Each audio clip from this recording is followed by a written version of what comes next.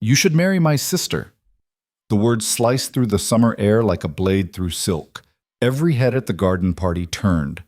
Clara Whitmore felt her stomach drop as her 8-year-old sister stood nose to waist with the Duke of Blackthorn, the most powerful, untouchable man in English society, and declared this mortifying proclamation loud enough for half of London to hear. Clara's carefully constructed life, built on logic and botanical research, was about to shatter. Because the Duke wasn't laughing. He was staring directly at her with eyes that saw too much. Stay with us until the end, hit that like button, and comment your city below so I can see how far this story travels. Clara Whitmore had never believed in fate, destiny, or any of the romantic nonsense that other women her age seemed to consume like sweetmeats. At 26, she'd made peace with spinsterhood the way one makes peace with a chronic ailment. Acknowledge it exists, then get on with living. The Ashford Summer Garden Party was exactly the kind of event she avoided. Too many people, too much performance, too many mothers eyeing every unmarried woman like they were specimens under glass, cataloging flaws and calculating market value. But her mother had insisted, and more importantly, Clara had lost track of Lily. Her youngest sister had a talent for disappearing at precisely the wrong moments, usually to befriend some garden creature or interrogate a hapless servant about the migratory patterns of swallows.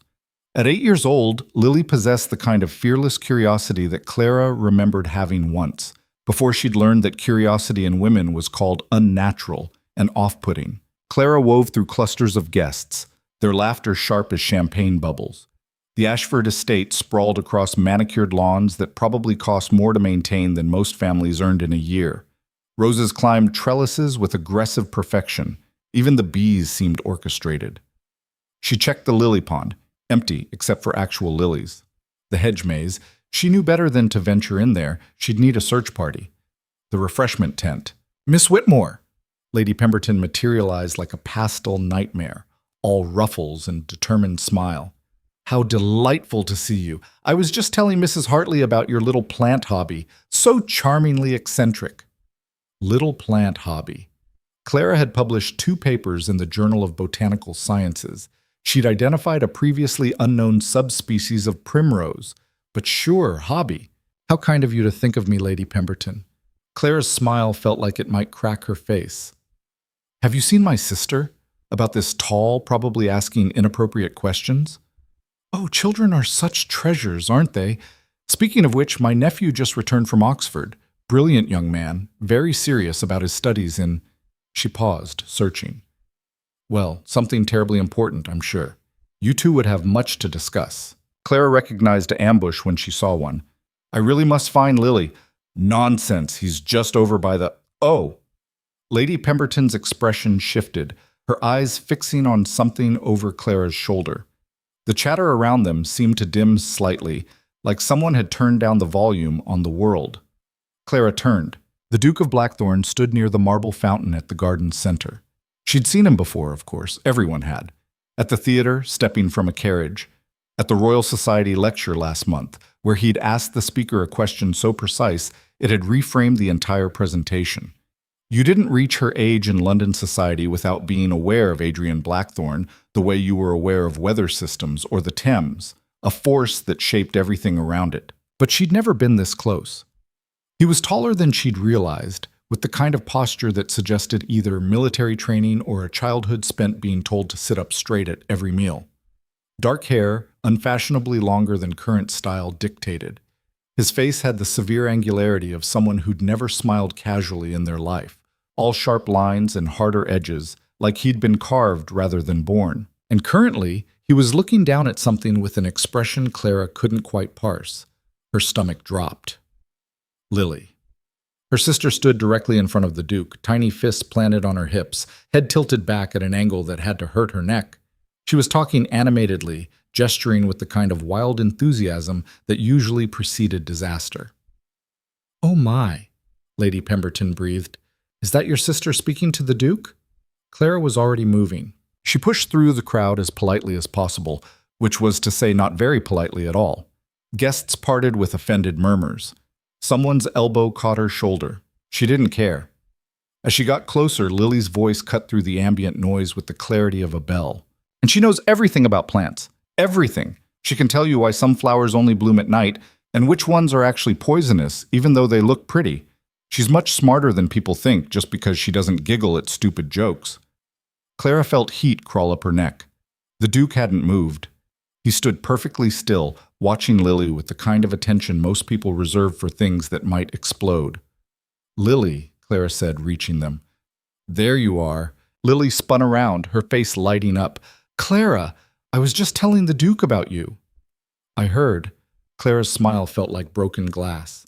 She forced herself to meet the Duke's eyes. Up close they were gray, not soft gray, the gray of winter storms, of steel, of things that didn't bend. "Your Grace, I apologize for the interruption. My sister is truthful." He had a low voice, quieter than she'd expected. Not soft, but controlled, like he was used to people leaning in to hear him. Clara blinked. "I was going to say enthusiastic." "She speaks her mind. It's refreshing." There was no warmth in his tone, no indication that he meant it as a compliment. He stated it like an observation, a fact to be catalogued and filed away. Lily, oblivious to the growing audience of whisper-prone guests circling them, bounced on her toes. "I was telling him how you're not married because you're too busy being brilliant, but that actually you'd be perfect for someone who's also serious and smart, and—" "Lily." Clara's voice came out sharper than she intended. She softened it with effort. "Perhaps we should let His Grace return to his conversation." "I wasn't having a conversation," the Duke said. "I was escaping one." A small sound escaped Clara. Half laugh, half exhale. She caught it too late. His eyes shifted to her fully for the first time, and she felt the impact of his attention like a physical thing. It was unnerving being looked at like that.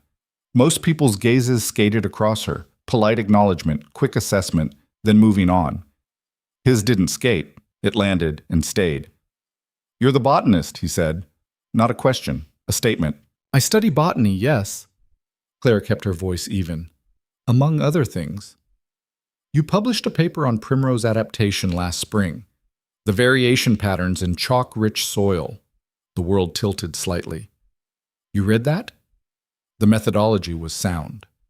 He paused, and something that might have been the ghost of expression crossed his face.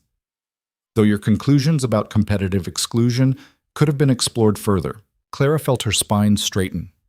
"My conclusions were supported by 18 months of field research across 4 distinct geographic locations. If you have alternative data, I don't." He cut her off, not rudely, but with the finality of someone unused to being questioned. "I said they could have been explored further, not that they were wrong." Lily looked between them with undisguised delight. "See? You're already having a smart conversation. This is perfect." "Lily, enough." Clara grabbed her sister's hand, perhaps more firmly than necessary. She turned back to the Duke, constructing her most diplomatic smile. "Your Grace, I truly apologize for the disruption. I hope you enjoy the rest of your afternoon." She was already turning when he spoke again. "You should marry my sister." The words froze Clara mid-step. She turned back slowly, certain she'd misheard. The Duke was looking at Lily with something that might have been amusement in a person capable of such an expression. "That's what you said to me. You should marry my sister. It's an unusual introduction." "It's true, though." Lily pulled against Clara's grip. "You're both always thinking and never having fun. You'd be good for each other." The murmuring around them had grown louder. Clara could feel eyes on her back, could practically hear the mental notes being taken. Lady Ashford's garden party, the botanist's peculiar sister, the Duke of Blackthorn. How scandalous. How delicious. "She's 8, Clara said tightly. She doesn't understand." "I understand plenty," Lily's voice rose. "I understand you spend every evening alone in that stupid greenhouse pretending you like it. I understand Mama cries in her room because she thinks you're lonely. I understand." "That's enough." Clara's voice came out harder than she'd meant it to. Lily's eyes went wide, then filled with tears. Perfect. Wonderful. This nightmare had officially achieved new depths. Clara bent down, keeping her voice low. "Lily, we're going home. Now." "But I was just trying to help." "Now." She straightened, refusing to look at the Duke, refusing to acknowledge the crowd of spectators who would dine out on this story for weeks. She took one step away when his voice stopped her again. "Miss Whitmore." She should have kept walking. Every instinct screamed to keep walking. She turned. He He was still standing in that perfect, controlled posture, but something in his expression had shifted. It wasn't softness. She doubted this man had ever been soft in his life, but there was a quality of attention that hadn't been there before, a focus that made her breath catch. "The Q lecture next Thursday," he said, "on evolutionary adaptation in orchid reproduction. I assume you'll be attending?" Clara's mind stuttered. Kew Gardens. She'd been planning to attend for weeks. The lecturer was Dr. Harrison, whose work on pollination strategies was groundbreaking. But how did he— "It's open to Botanical Society members," he continued, answering her unspoken question. "Your name was on the attendance list. I happened to see it." Happened. As if men like him just happened to do anything. Yes, she managed. "Yes, I'll be there." He nodded once, a sharp dip of his chin. "Good." That was all. Just good. Then he turned and walked away, cutting through the crowd with the ease of someone who never had to ask people to move. They simply did. Clara stood there, Lily's hand in hers, trying to process what had just happened. Around them, the whispers swelled like a rising tide. "Did you hear?" Actually spoke to her. That bizarre child. "Blackthorn never speaks to anyone." Lily tugged on her hand. "Clara, are you angry at me?" Clara looked down at her sister's tear-streaked face and felt her anger deflate. She sighed. "No, Mouse, I'm not angry. You said we're going home." "We are going home." "But the party's not over. There's still cake." Clara started walking toward the house, towing Lily along. "We're done with this party. Trust me." They made it approximately 10 feet before their mother intercepted them. Eleanor Whitmore had the kind of face that might have been beautiful if worry hadn't carved permanent lines around her mouth and eyes.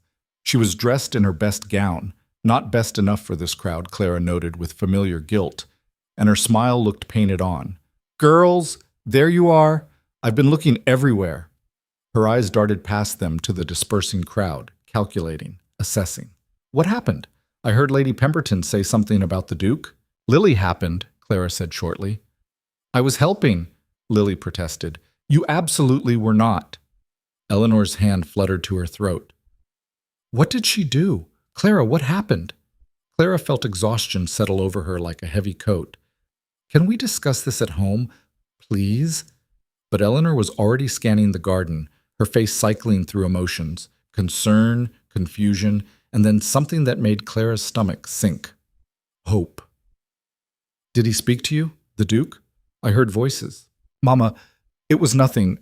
A misunderstanding. Can we please—" "Nothing?" Eleanor's laugh came out too high, too bright. "The Duke of Blackthorn doesn't speak to people about nothing, Clara." "What did he say?" Clara thought about lying. She thought about simplifying. She thought about all the ways this could be misinterpreted and twisted and turned into something it absolutely was not. Then she thought about how her mother looked these days. Thinner, older, the worry lines deepening every time Clara declined another invitation, another introduction, another chance at the kind of future Eleanor had always imagined for her. "He mentioned a lecture at Kew," Clara said carefully, "on orchids. He noted I'd be attending." Eleanor's eyes widened. "He knew you'd be attending? How did he—" She cut herself off, her mind clearly racing. "A lecture. That's something. That's certainly something."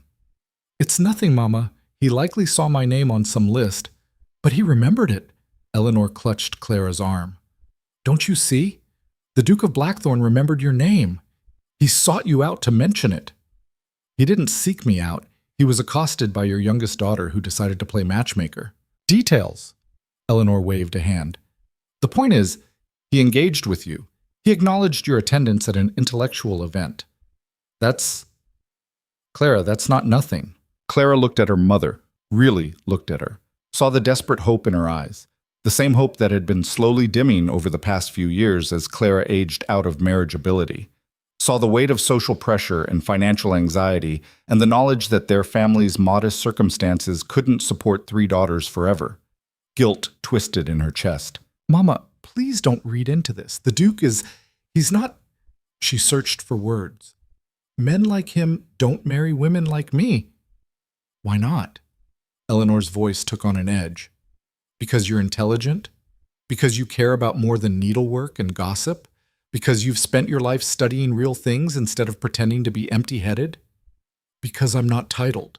Because our father was a country doctor. Because I'm 26 and far too old to be interesting to someone like... He's 34, Eleanor interrupted. Never married, never even courted anyone seriously, according to Lady Hartwell. He avoids social events.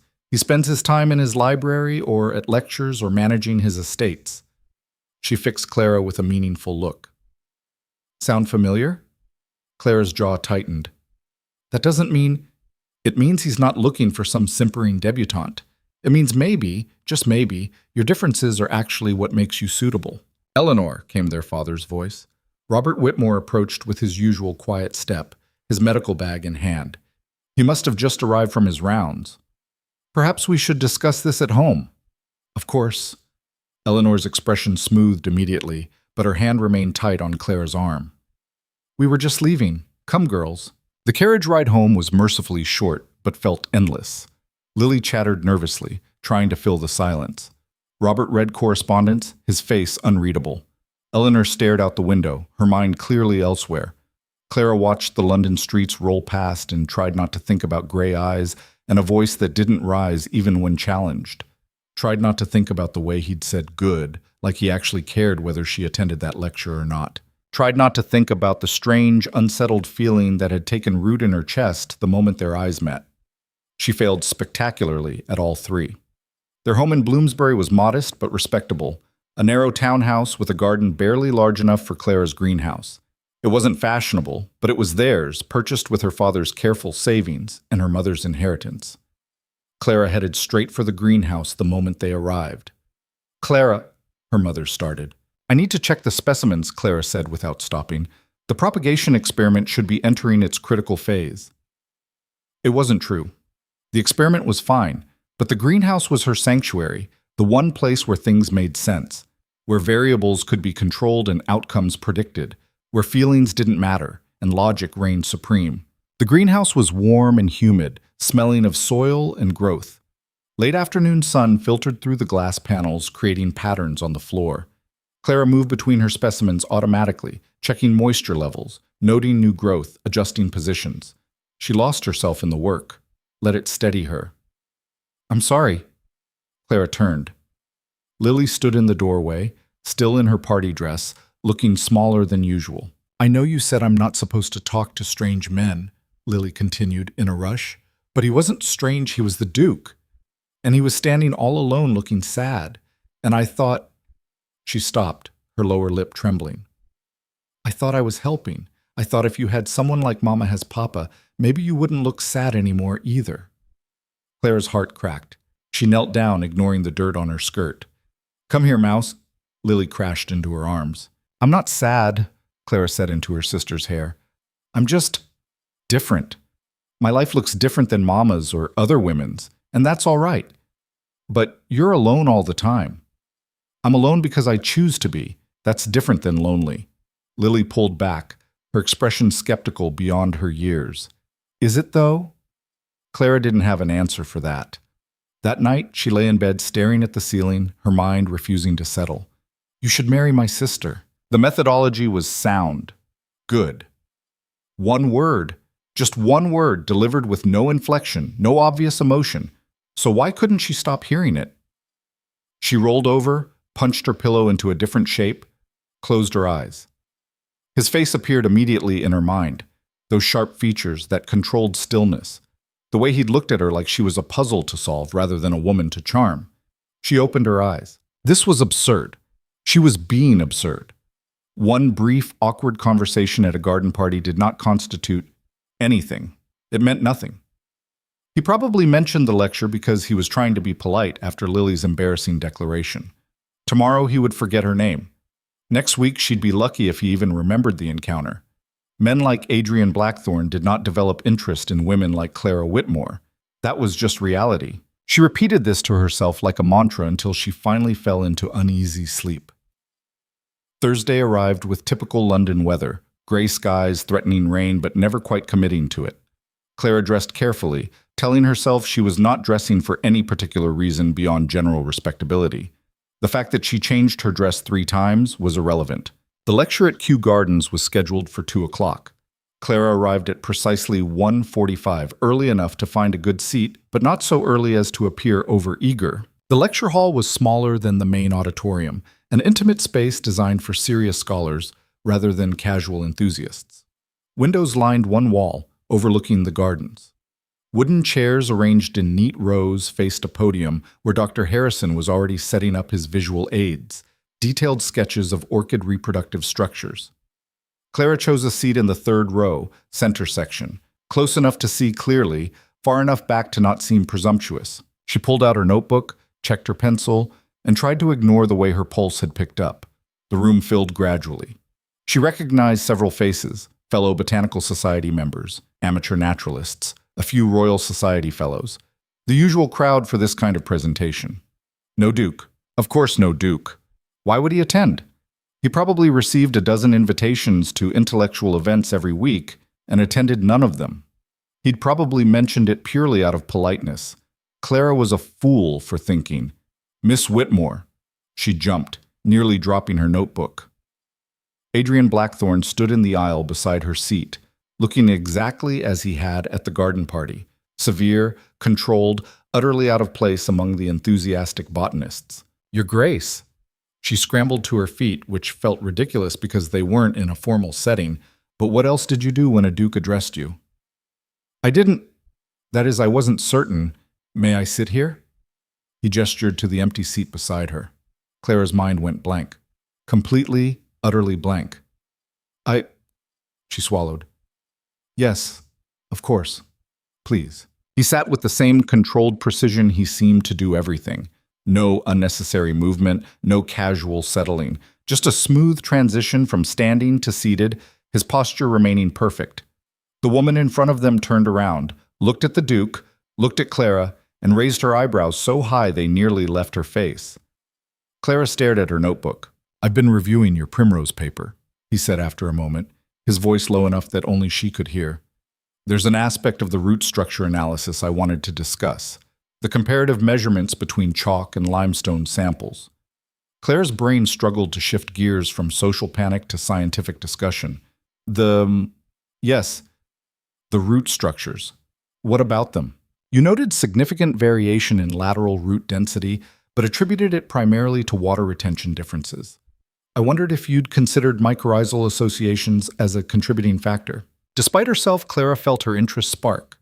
I did consider it, but the microscopic analysis didn't show consistent colonization patterns. She paused, thinking. Though I only examined samples from the upper root zone. If the associations were concentrated deeper in the soil profile, I might have missed them. Exactly. Something shifted in his expression. Not quite a smile, but a softening around the eyes that suggested approval. It's a gap in the existing literature. No one's done systematic depth profile analysis of mycorrhizal colonization in primrose species. Because it would require excavating entire root systems without damage, Clara said slowly, her mind already working through the logistics. The time investment alone would be considerable, he finished, but worthwhile. The data would be novel. They stared at each other for a moment, and Clara had the strangest sensation of recognition. Not of him as a person, she didn't know him, but of something in the way his mind worked, the way he jumped straight to the interesting question instead of accepting surface-level explanations. I'd need multiple site locations, she said, almost to herself, controlled for soil composition but varying in other ecological factors. And a team. The excavation work couldn't be done by one person. The Blackthorne estate has extensive chalk down land, he said, undisturbed primrose populations, and I have ground staff who could be trained in careful excavation techniques. Clara blinked. You're offering your estate for research? I'm suggesting it as a possibility, if you were interested in pursuing the study. Before Clara could respond, Dr. Harrison cleared his throat at the podium. Ladies and gentlemen, if we could please take our seats, we'll be beginning shortly. The room settled. Clara faced forward, acutely aware of the Duke sitting beside her, so still he might have been carved from stone. Dr. Harrison launched into his presentation with enthusiasm, describing the bizarre evolutionary adaptations orchids had developed to ensure pollination. The pseudo-copulation strategy of bee orchids, the complex scent chemistry that attracted specific moth species, the mechanical triggers that forced pollen attachment. It was fascinating. Clara took notes rapidly, her mind engaging with the material, but she was also aware, painfully, constantly aware, of the presence beside her. The Duke took no notes. He simply watched, occasionally leaning forward slightly when a particularly interesting point was made. Once, when Dr. Harrison made a claim about pollination efficiency that seemed questionable, Clara heard him make a small sound, barely audible, somewhere between skepticism and amusement. She glanced over without thinking. He was already looking at her. Their eyes met, and for a moment they shared something wordless, mutual recognition of the weak logic in the presenter's argument, a silent communication that required no language. Clara looked away first, her heart doing something complicated in her chest. The lecture continued. Clara forced herself to focus on the content, not on the man beside her who somehow took up more space than he physically occupied. When Dr. Harrison finally concluded and opened the floor for questions, several hands shot up immediately. Clara had questions too, specific ones about the methodology, but she hesitated. "You should ask," the Duke said quietly beside her. "I wasn't—" "You've been tapping your pencil against your notebook for the past 5 minutes. You do that when you're thinking. Ask your question." Clara turned to stare at him. "How would you know what I do when I'm thinking? We've spoken for all of 20 minutes. 37 minutes, counting this conversation. And you did the same thing at the garden party when you were about to challenge my statement about your conclusions. The pencil tapping, it's a tell." She had no idea what to do with the fact that he'd been paying enough attention to notice such a thing. "Ask your question, Miss Whitmore," he said again. So she did. Dr. Harrison's answer was adequate but not entirely satisfying, leading to a brief but spirited exchange about sample sizes and statistical significance. Other attendees jumped in. The discussion grew animated. Through it all, Clara felt the Duke's attention on her like a physical weight. When the lecture finally concluded, people began filing out, clustering in small groups to continue their discussions. Clara stood, gathering her notebook and pencil. "Thank you for the conversation, Your Grace," she said, falling back on formal politeness because she had no idea what else to say to this strange, intense man. "It was educational." "Adrian," he said. She blinked. "I'm sorry?" "My name is Adrian. You should use it." "I couldn't possibly—" "Why not?" He stood, and she was reminded again of how tall he was, how his presence seemed to compress the space around him. "We're colleagues, aren't we? Discussing shared scientific interests? Colleagues use given names." "We're not colleagues. You're a—" She caught herself. "We occupy very different social positions." "Yes," he agreed. "You're a published researcher with original contributions to botanical science. I'm a titled aristocrat whose primary qualification is being born to the right parents. Your position is considerably more legitimate than mine." Clara stared at him, completely unsure if he was serious. His expression gave nothing away. "I appreciate the sentiment," she said carefully, "but society doesn't quite see it that way. Society sees many things incorrectly."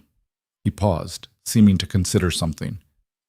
"There's a lecture next month at the Royal Institution on competitive exclusion in ecological niches. I thought you might find it relevant, given your research interests." Are you inviting me to another lecture?" "I'm informing you of its existence. What you choose to do with that information is your decision." Before Clara could formulate a response, a voice cut through the crowd. "Blackthorn, there you are!" A man approached, younger than Adrian, dressed in the kind of casual elegance that suggested he'd never worried about the cost of anything in his life. Handsome in a conventional way, with golden hair and an easy smile. "Nathaniel," Adrian said, his tone cooling noticeably. "I didn't realize you were in London. Just arrived yesterday. Father wants me to attend some tedious committee meetings about—" He waved a hand vaguely. "Something governmental and boring. I saw you slip in here and thought I'd rescue you from the academic types." His eyes landed on Clara, and his smile widened. "Though perhaps you don't need rescuing." "Miss Whitmore," Adrian said, his voice flat. "This is Lord Nathaniel Ashford.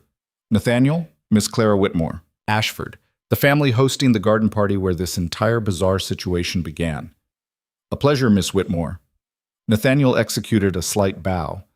Any friend of Adrian's is worth knowing, though I must say I've never seen him voluntarily attend a lecture on plants before. You must have quite the influence. We share research interests, Clara said stiffly. Nothing more. Of course, of course. Nathaniel's tone suggested he believed nothing of the sort. Adrian, we should discuss that matter Father mentioned, about the— Not here, Adrian cut him off.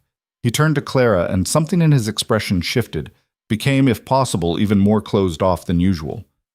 Miss Whitmore, thank you for the discussion. I look forward to continuing it another time. He left without waiting for a response, Nathaniel trailing behind him, talking animatedly about something Clara couldn't hear. She stood there in the emptying lecture hall, trying to parse what had just happened. Adrian. He'd asked her to call him Adrian. She definitely wasn't going to do that. Over the next week, Clara tried to return to her normal routine. She worked in her greenhouse. She reviewed journals. She corresponded with other researchers about her ongoing projects. She absolutely did not think about Adrian Blackthorne. Except she did, constantly. It was infuriating. She kept replaying their conversations, analyzing them the way she'd analyze experimental results, looking for patterns, trying to extract meaning from data points. But people weren't plants. They didn't follow predictable rules, especially not people like him, self-contained and controlled, revealing nothing. You're thinking about him again, Lily said one afternoon, appearing in the greenhouse doorway with her usual ninja-like stealth. Clara nearly dropped the pot she was holding. I'm thinking about primroses. You make the same face when you think about him as when you think about primroses, sort of concentrated and confused. I don't make faces. You absolutely make faces. Lily hopped up onto the workbench, swinging her legs. Mama thinks you're going to marry him. Clara's hands stilled. Mama thinks what? She told Aunt Patricia that the Duke is showing interest. Those were her exact words. Then Aunt Patricia got all excited and started talking about wedding dates. A cold knot formed in Clara's stomach. Lily, we're not, it's just intellectual conversation, that's all. That's what you keep saying. Lily examined her fingernails with studied casualness. But he came to a lecture just to sit next to you, and Papa says men don't do that unless they're interested. Papa said that? I overheard him telling Mama not to get her hopes up too high, but that the signs were encouraging. Lily made air quotes with her fingers. What signs? Clara set down the pot carefully before she could break it. There are no signs. There's no interest. There's just two people who happen to share intellectual pursuits discussing shared intellectual pursuits. That's all it is. Even as she said it, she heard the lie in her own voice. Because it wasn't just intellectual, was it? If it were purely about research, she wouldn't replay the way he'd said her name. Wouldn't wonder about the almost expression that crossed his face when she asked good questions. Wouldn't feel this strange, unsettled awareness whenever she thought about him. You should go to that lecture, Lily said. The one next month he mentioned. I haven't decided yet. Clara. Lily's voice took on a seriousness beyond her years. I know I messed up at the garden party. I know I embarrassed you, but he didn't laugh at me. He didn't dismiss me like most adults do when kids talk to them. He listened. She met Clara's eyes. And then he sought you out. That means something. It means he's polite. No. Lily shook her head firmly. Polite is nodding and walking away. He came to the lecture. He sat next to you. He talked about your research like it mattered to him. That's not polite. That's interested. Clara wanted to argue. Wanted to explain all the logical reasons why the Duke of Blackthorne couldn't possibly be interested in a spinster botanist from an unremarkable family. But Lily had already hopped off the bench and headed toward the door. Just think about it, her sister said over her shoulder. And maybe think about why you're so determined to believe it's impossible. Then she was gone, leaving Clara alone with her primroses and her increasingly complicated thoughts. The letter arrived 3 days later.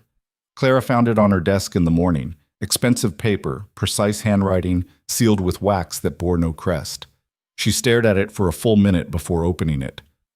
Miss Whitmore, I've been giving thought to the mycorrhizal research we discussed. If you're amenable, I'd like to invite you to tour the relevant sites at the Blackthorne estate.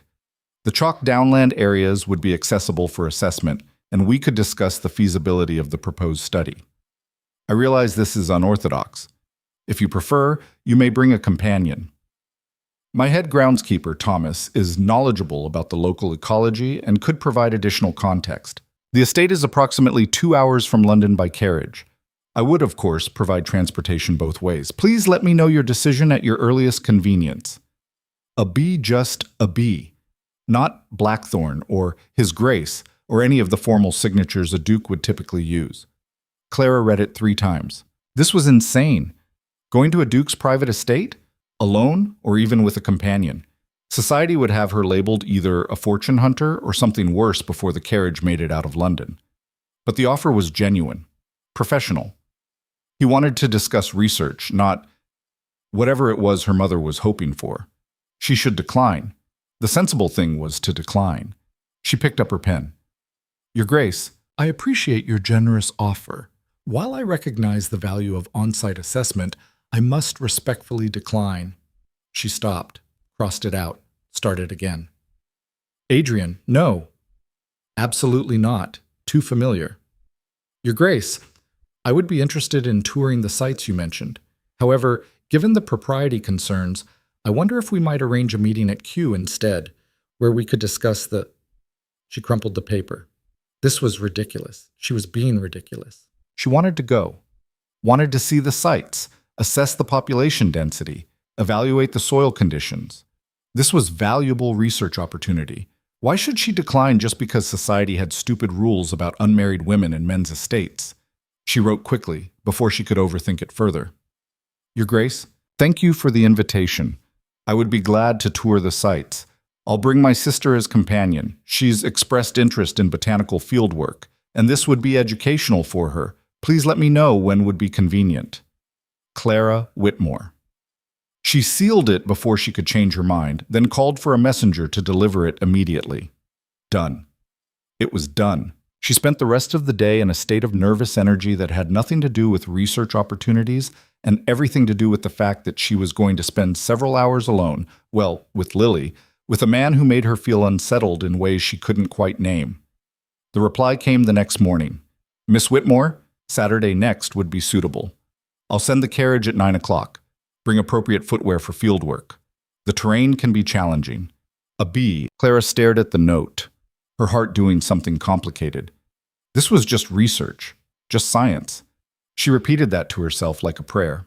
It didn't help at all. Saturday arrived with the kind of perfect English weather that felt like mockery. Bright sun, clear skies, as if the universe itself was conspiring to remove any excuse for cancellation. Clara stood in front of her wardrobe at 7 in the morning, staring at her limited options with rising panic. What did one wear to tour a duke's estate for botanical research? Too formal would look presumptuous, too casual would be disrespectful, and anything remotely fashionable would send the wrong message entirely. She settled on a practical walking dress in dark green, sturdy enough for fieldwork, plain enough to avoid any misinterpretation. Her hair she pinned severely back. No jewelry except her mother's simple locket. You look like you're going to a funeral, Lily observed from the doorway, already dressed in her own walking clothes. A very botanical funeral. I look appropriate, Clara corrected. This is a professional visit. Right, professional. Lily's tone suggested she believed that about as much as she believed in fairies. That's why you've changed clothes 4 times. 3 times. I saw the blue dress on your bed. That makes 4. Clara gave up and headed downstairs. Her mother was waiting in the sitting room, wearing an expression that managed to combine hope, anxiety, and maternal scheming in equal measure. You'll be careful, Eleanor said, catching Clara's hands. Mind your conversation. Be respectful but not obsequious. And for heaven's sake, if he offers refreshment, accept it. Refusing would be rude. Mama, this is a research trip, not a courtship visit. Eleanor's smile turned knowing. My dear, when a duke personally invites you to his private estate, it's never just research. Before Clara could respond, the sound of carriage wheels on cobblestone announced their transportation's arrival. The carriage that waited outside was understated by aristocratic standards, but still far finer than anything the Whitmore family could afford. Dark lacquer, perfectly maintained, pulled by 4 matched grays. No family crest on the door, just that same deliberate anonymity she'd noticed in his letter. A footman helped them inside. The interior was comfortable without being ostentatious. Leather seats, good suspension, windows with actual glass instead of oilcloth. Lily pressed her nose against the window as they pulled away. "This is brilliant. Wait until I tell—" "You'll tell no one," Clara said firmly. "This isn't a story for sharing, but no one, Lily. I mean it." The ride took them out of London's cramped streets into increasingly open countryside. Clara tried to focus on the passing landscape, cataloging plant species and hedgerows, but her mind kept drifting. What was she doing? This was insane. She was traveling to a private estate with a man she barely knew, based on conversations that might be nothing more than polite interest from someone with too much time and too few intellectual challenges. "You're thinking too loud," Lily said. "I can practically hear your brain spinning. I'm just considering the research parameters." "You're panicking." Clara shot her a look. "I'm not panicking. Your left hand is doing that thing where you tap your thumb against your fingers. 1, 2, 3, 4, 4, 3, 2, 1. You only do that when you're nervous." Clara stopped the movement immediately. "When did you become so observant?" "I've always been observant. You've just been too busy with plants to notice." Lily tilted her head, studying her sister. "It's all right to be nervous, you know. He makes you nervous because you like him." "I don't—" Clara cut herself off. "This isn't about liking anyone. This is professional." "Professional," Lily tested the word. "Is that why you wore your nice dress? The one you save for special occasions?" "This isn't my nice dress. This is practical fieldwork attire.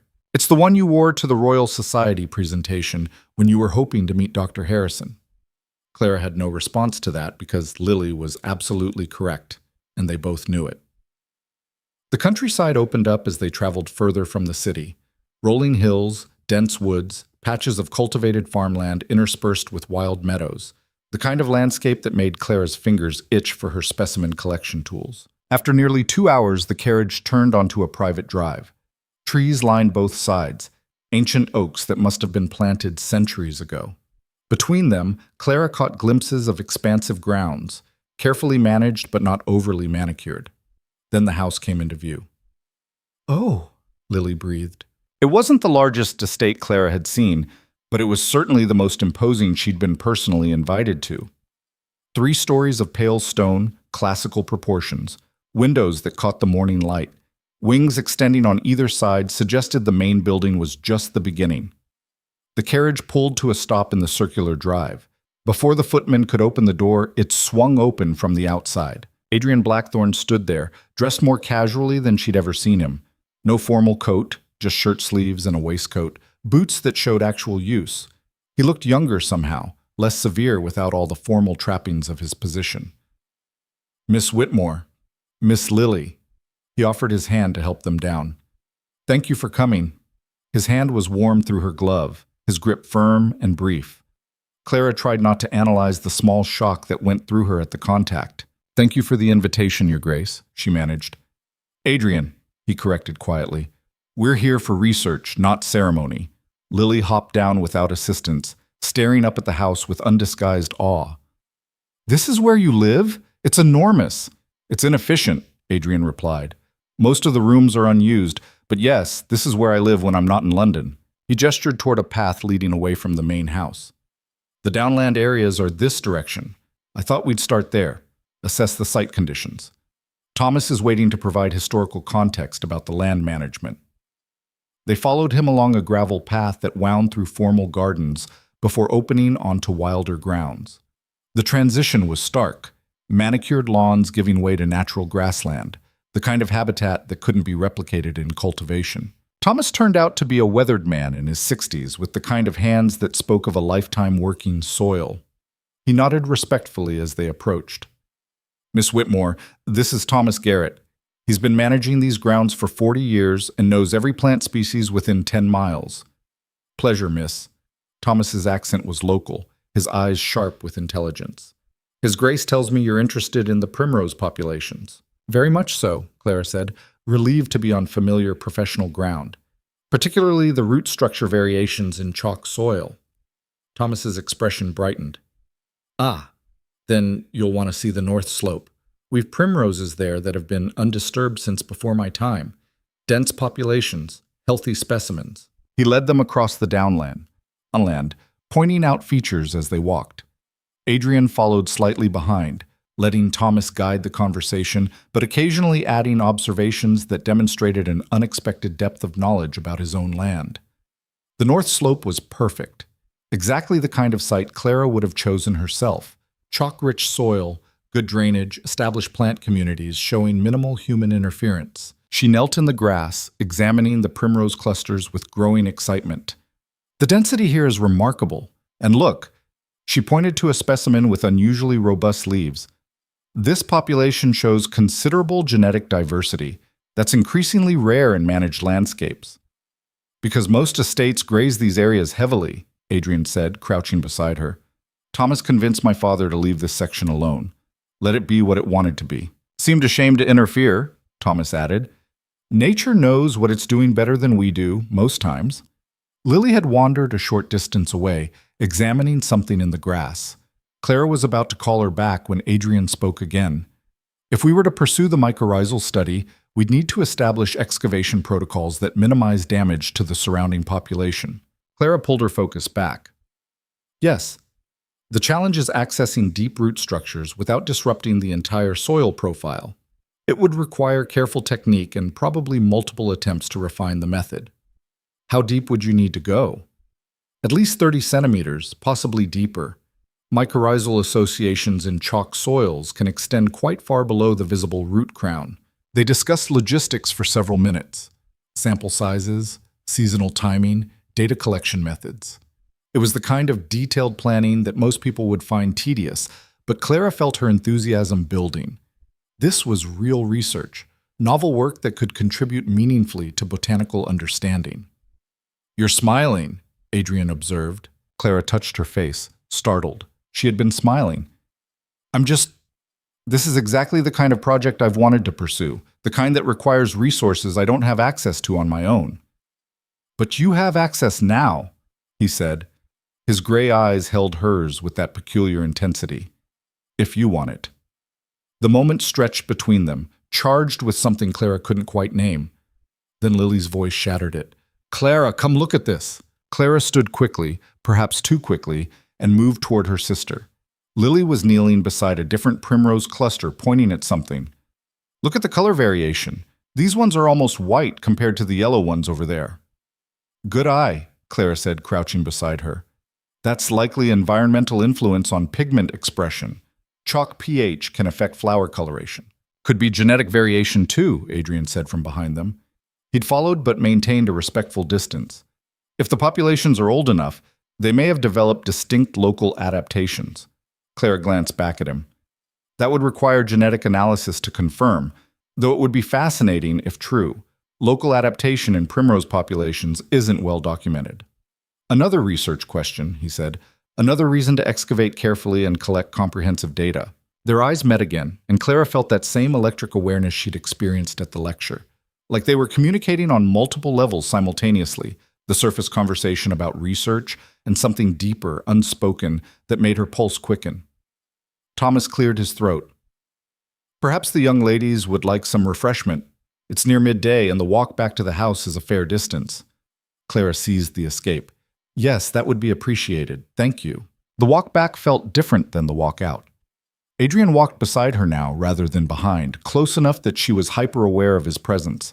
They talked about the site, about potential challenges in the research design, about timeline considerations, professional topics, safe topics. But underneath the safe conversation, Clara felt something building, a tension that had nothing to do with botany and everything to do with the way his voice dropped when he spoke only to her, the way he watched her face when she talked, the way her body responded to his proximity. It was unsettling, and worse, it was exciting. The house was even more impressive inside. High ceilings, classical proportions, artwork that probably cost more than her family's entire home. But Adrian led them past all the formal rooms to a conservatory at the back of the house. Clara stopped in the doorway, her breath catching. The conservatory was magnificent, not showy or excessive, but clearly built by someone who understood plants. Good light, proper ventilation, controlled humidity. Specimen plants arranged not for display, but for optimal growth. Orchids, ferns, tropical species that had no business surviving in English winter. "You grow orchids," she said stupidly.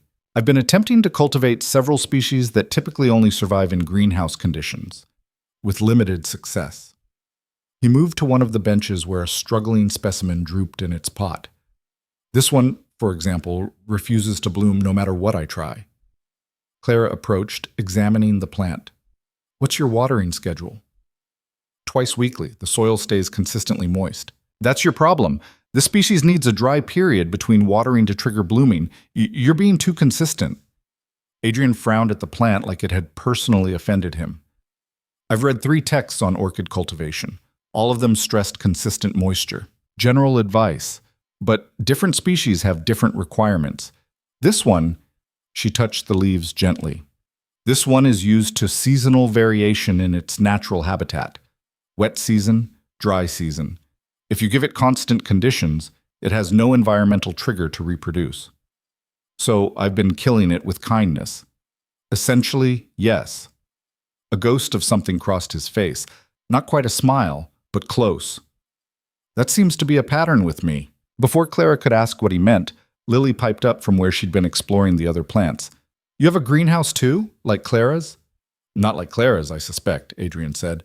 "Hers is dedicated to serious research.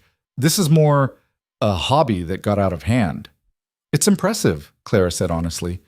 "Most amateur collectors focus on showy species. You've chosen plants that are actually challenging to cultivate." "Showy plants bore me. I prefer problems to solve." Their eyes met again, and Clara felt heat rise in her cheeks. There was something in the way he said it, in the way he was looking at her, that suggested he wasn't just talking about plants. A servant appeared with tea and sandwiches, setting up the service on a small table near the windows.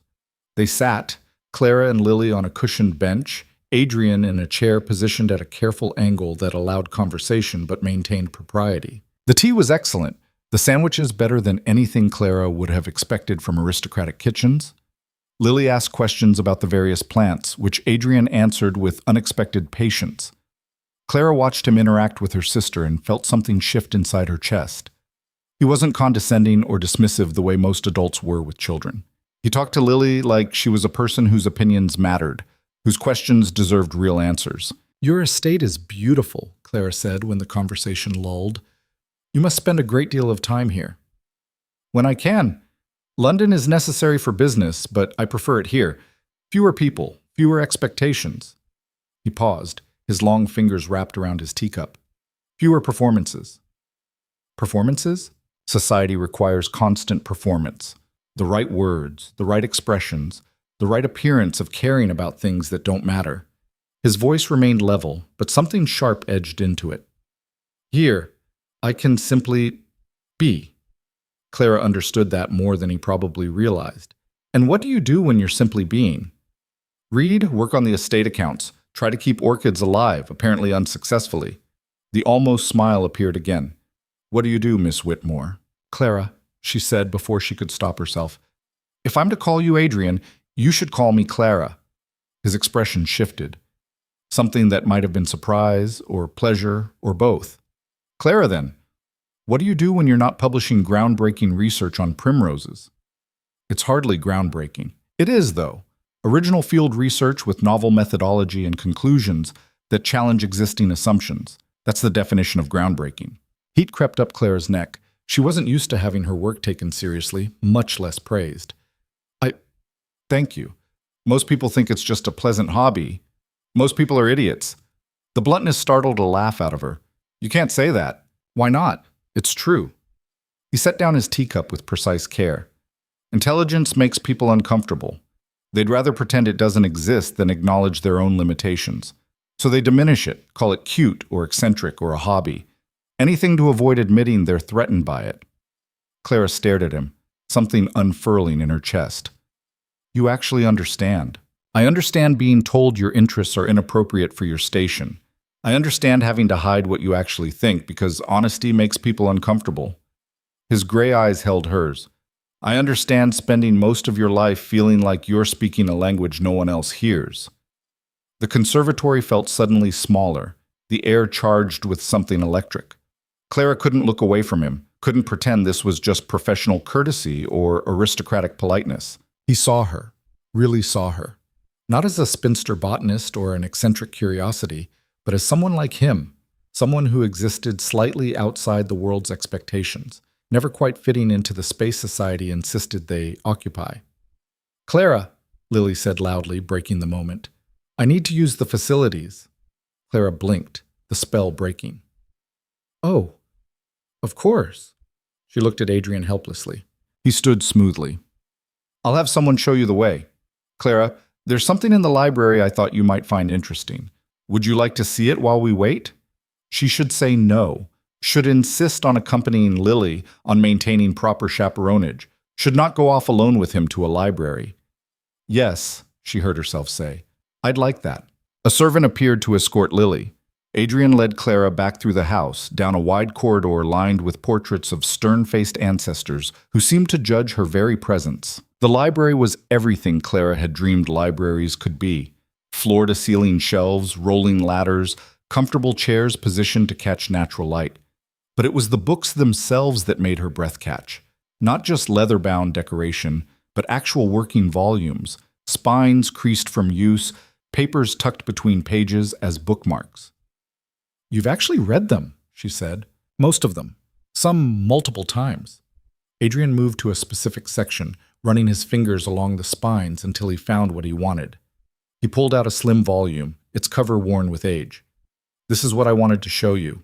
He handed it to her.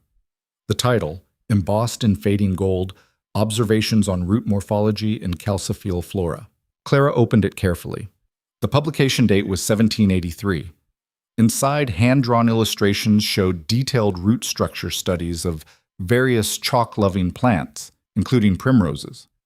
"This is..." She looked up at him. "Where did you find this?" "A state library. It's been here for decades, probably centuries. My grandfather was an amateur naturalist. He collected obscure botanical texts." Adrian moved closer, pointing to a specific illustration. "Look at this drawing. The artist captured mycorrhizal structures without knowing what they were. See these thread-like projections?" Clara looked where he indicated, her excitement growing. "These predate modern mycorrhizal research by over a century. This is extraordinary. I thought you might find it useful, for historical context." She turned pages slowly, reverently. Each illustration was precise, detailed, clearly drawn from direct observation rather than imagination. Would it be possible to borrow this? Or at least photograph the relevant sections?" "You may have it." Clara's head snapped up. "I couldn't possibly..." "Why not? It's doing no good sitting on a shelf where no one reads it. You'll actually use it. That's what books are for." "But this is a rare historical text. It belongs in your family collection." "My family is dead," Adrian said flatly, "and the estate will be here long after I'm gone, accumulating more dust and unused resources. Take the book. Make it mean something." Clara clutched it to her chest, overwhelmed. "Thank you." Truly. They stood there in the library's quiet, surrounded by thousands of books, and somehow feeling completely alone. Adrian was close enough that she could see the fine lines at the corners of his eyes, the slight imperfection in the bridge of his nose that suggested it had been broken once. "Can I ask you something?" she said quietly. "Always." "Why are you doing this? The research opportunity, the resources, the attention. Why me?" Adrian was silent for a long moment, his expression unreadable. When he finally spoke, his voice was lower, rougher than usual. "Because when you talk about your work, your face lights up. Because you ask questions that actually interest me instead of questions designed to flatter me. Because you look at me like I'm a person instead of a title." He paused. "Because when I'm around you, I don't feel like I'm performing. I feel like I'm finally speaking that language I mentioned. And someone is listening." Clara's heart hammered against her ribs. "Adrian." The library door opened. Lily burst in, followed by a flustered-looking servant. "I found the most amazing room upstairs," Lily announced. "There's a whole gallery of paintings, and one of them has a horse that looks just like the one in our neighbor's field, and..." She stopped, looking between them. "Am I interrupting something?" "No," Clara said too quickly. "We were just discussing the book." Lily's expression suggested she didn't believe that for a second, but she had enough sense not to push. We should probably head back soon. Mama will worry if we're late. She was right. The afternoon had disappeared while they'd been absorbed in plants and conversation. Clara reluctantly handed the book back to Adrian. "Keep it," he said.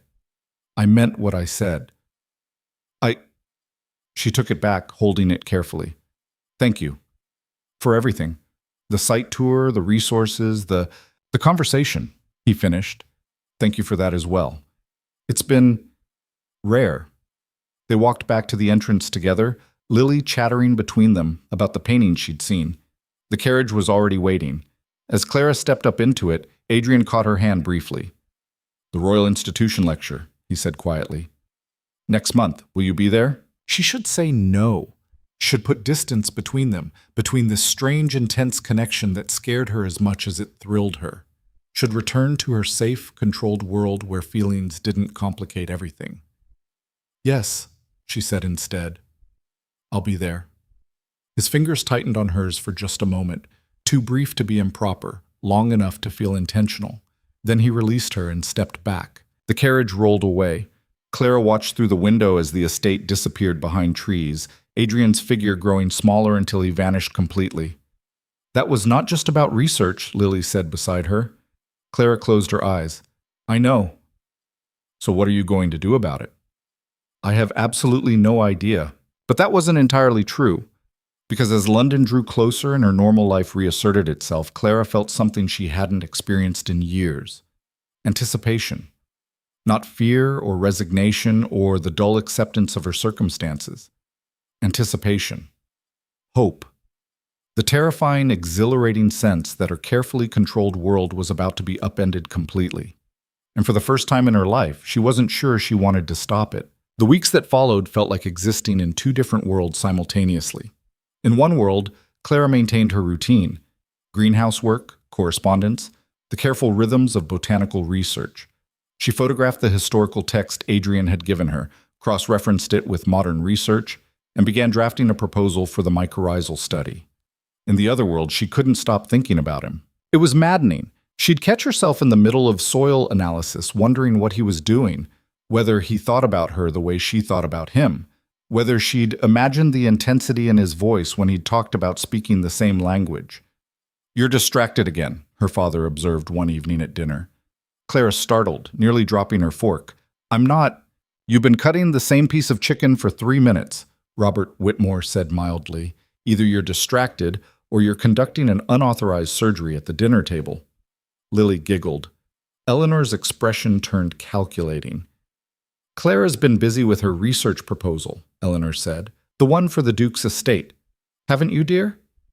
"Yes," Clara said, grateful for the excuse. "The methodology section is proving more complex than anticipated." "You should send him a progress update," Eleanor continued in that too casual tone that meant she was scheming. "Professional correspondence, keeping him informed of your work." "I'm sure His Grace is quite busy with his own affairs." "Nonsense. He specifically invited you to use his resources. He'd want to know how the project is developing." Clara recognized a maternal ambush when she saw one. "Perhaps when I have something substantial to report." "Or you could invite him to review your draft," Eleanor pressed. "Get his input before you finalize it. Collaboration is how academic relationships develop." "Mama, I'm simply saying that professional connections should be nurtured, particularly ones with such promising potential." Clara set down her fork carefully before she could bend it. "There's nothing promising about it beyond potential research collaboration." "Of course not," Eleanor agreed in a tone that agreed with nothing. "Though Lady Ashford did mention at the shops yesterday that her son Nathaniel said the Duke has never shown such marked interest in anyone's work before. Apparently he rarely even attends lectures, yet he's attended 3 in the past month." Clara's heart skipped. 3? Nathaniel wondered if there was a particular reason for his sudden enthusiasm for botanical sciences. "Perhaps he's genuinely interested in the subject," Clara said weakly. "Perhaps," Eleanor smiled. "Or perhaps the subject matter has become more personally engaging." Robert caught Clara's eye across the table, his expression sympathetic. He understood the pressure their mother's hopes placed on Clara's shoulders, the weight of expectation she carried. After dinner, he found her in the greenhouse. "Your mother means well," he said, settling onto the workbench. Even if her methods are not always subtle. She's building castles on foundations that don't exist, Clara said, more sharply than intended. The Duke and I barely know each other. Do you want to know him better? The question, asked so gently, nearly undid her. Clara set down the seedling she'd been transplanting. I don't know what I want, she admitted.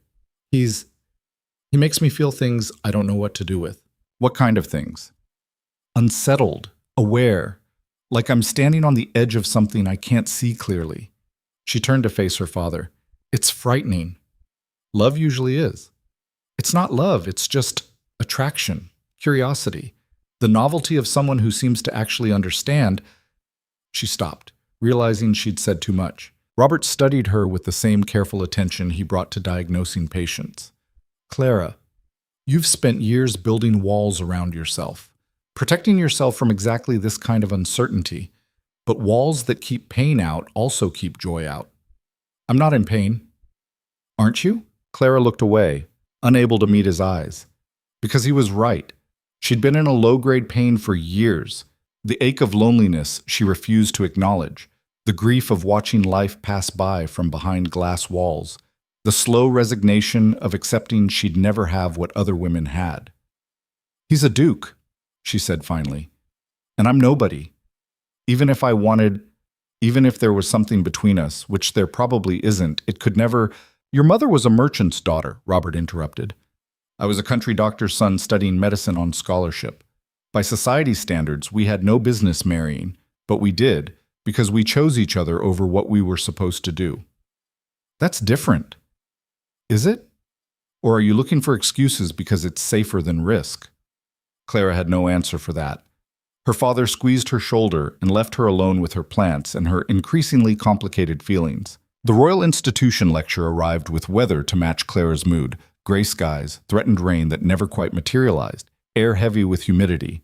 She dressed carefully again, in a different practical dress that Lily immediately identified as her third nicest one. She didn't argue because arguing would admit her sister was right. Eleanor insisted on accompanying them, which Clara had expected. What she hadn't expected was the way her mother's presence made everything feel more official, more weighted with implication. Remember, Eleanor whispered as they entered the lecture hall, polite but not distant, engaged but not forward. Mama, this isn't a social call. Everything is a social call when a duke is involved. The hall was more crowded than the Q lecture had been. The Royal Institution drew larger audiences. Clara found seats in the middle section, her eyes scanning the room for a tall, severe figure. He wasn't there. Disappointment hit harder than it should have. She told herself it was fine, that he'd probably had other obligations, that his attendance wasn't the point of being here. The lecture began. Dr. Mortimer, an expert in competitive exclusion theory, launched into his presentation with enthusiasm. Clara took notes automatically, her mind only half engaged. He wasn't coming. She'd been foolish to expect he would. Their conversation at the estate had probably been nothing more than polite interest from a man with too much time and too few intellectual challenges. She'd built it into something it wasn't because she was lonely and he'd paid attention to her. Halfway through the lecture, someone slid into the empty seat beside her. Clara turned, her heart leaping. Adrian looked windswept, slightly disheveled in a way she'd never seen him. His cravat was loose, his coat showed signs of travel dust. He'd clearly rushed to get here. I apologize for the lateness, he murmured. Estate business ran longer than anticipated. He'd come. He'd been delayed, but he'd come anyway, clearly rushing to make it. Clara felt warmth spread through her chest. You didn't miss much. Dr. Mortimer is still on his introduction. Then I'm in time for the actual content. His eyes met hers, and that same electric awareness sparked between them. I'm glad. They turned their attention to the lecture, but Clara couldn't focus. She was too aware of him beside her, the way he leaned forward when a particularly interesting point was made, the barely audible sound he made when something struck him as flawed logic. At one point, when Dr. Mortimer made a claim about resource partitioning that was clearly oversimplified, Clara glanced over to find Adrian already looking at her with an expression that clearly said, "Are you hearing this?" She had to bite her lip to keep from laughing. When the lecture concluded and questions began, Adrian raised his hand. Dr. Mortimer, you've discussed exclusion primarily in terms of direct competition for resources. But what about facilitation? There's growing evidence that some species actually enhance each other's survival through positive interactions. Doesn't that complicate the exclusion principle? The room shifted. People craned their necks to see who'd asked the question. Several whispered to neighbors, clearly recognizing the Duke. Dr. Mortimer looked flustered. Well, yes, facilitation is an interesting side topic, but the core principle, it's not a side topic if it fundamentally challenges the assumption that competition is always the driving force in community assembly, Clara heard herself say. Every head turned toward her now. She felt heat rise in her face but forced herself to continue. There's recent research, showing that in harsh environments, facilitation can be more important than competition. The primrose populations on chalk downlands, for example, often show clustering patterns that suggest cooperative rather than competitive relationships. Dr. Mortimer's expression tightened. I'm not familiar with that research. It's in the Journal of Botanical Sciences, Adrian said smoothly. Whitmore's paper from last spring. The data is quite compelling. The room erupted in whispers. Eleanor's hand found Clara's arm and squeezed so tightly it hurt. Dr. Mortimer fumbled with his notes. Well, I'll certainly review that work. Are there other questions? The lecture concluded shortly after. As people filed out, several approached Adrian, colleagues seeking his attention, social climbers looking for introductions. He acknowledged them with curt politeness, but didn't engage. Instead, he turned to Clara. That was well done, he said quietly. I shouldn't have spoken up. That was terribly rude. It was honest. His framework was incomplete. Someone needed to say it. Something that might have been pride flickered across his face.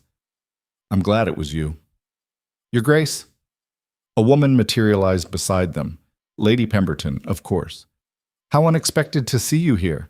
And Miss Whitmore, too. What a coincidence. Not a coincidence, Adrian said flatly. We both have interest in the subject matter. Of course. Though I must say, you two make quite the intellectual pair. The way you both challenged poor Dr. Mortimer, like a well-rehearsed performance. Clara wanted the floor to open and swallow her. We simply had observations about the methodology. Observations! Lady Pemberton's laugh was sharp. Is that what young people are calling courtship these days? Lady Pemberton. Adrian's voice dropped into something dangerous. Miss Whitmore and I are professional colleagues. Nothing more. I'd appreciate it if you refrained from spreading inappropriate speculation. The woman's smile froze. Of course, Your Grace. My apologies. I meant no offense. She fled. Adrian's jaw was tight, a muscle jumping beneath his skin. I apologize, he said to Clara. That was inevitable, Eleanor finished, materializing at Clara's other side. Your Grace, I'm Eleanor Whitmore, Clara's mother. We're grateful for your interest in my daughter's work. The emphasis on work was subtle but unmistakable, a warning and an invitation simultaneously. Adrian inclined his head. Your daughter's research is exceptional, Mrs. Whitmore. It deserves attention. And it's receiving it, Eleanor said pleasantly. Though perhaps we should discuss the nature of that attention somewhere less public? Clara wanted to die. Mama, I'm sure His Grace has other obligations. Actually, Adrian said, his eyes never leaving Clara's face, I'd welcome the opportunity for further discussion. If you'd all join me for tea, my London residence is nearby. No. This was happening too fast. Clara needed time to think, to process, to figure out what she wanted before her mother started planning wedding dates. But Eleanor was already accepting, and Lily was bouncing with excitement, and Adrian was looking at her with an expression she couldn't read but felt in her bones. Clara, he said quietly, is that acceptable to you? He was asking permission, giving her the choice. She could say no, could end this before it spiraled further out of control. She should say no. Yes, she heard herself say. That would be acceptable. His expression shifted, relief, pleasure, something fiercer that made her pulse race. Then let's go, he said.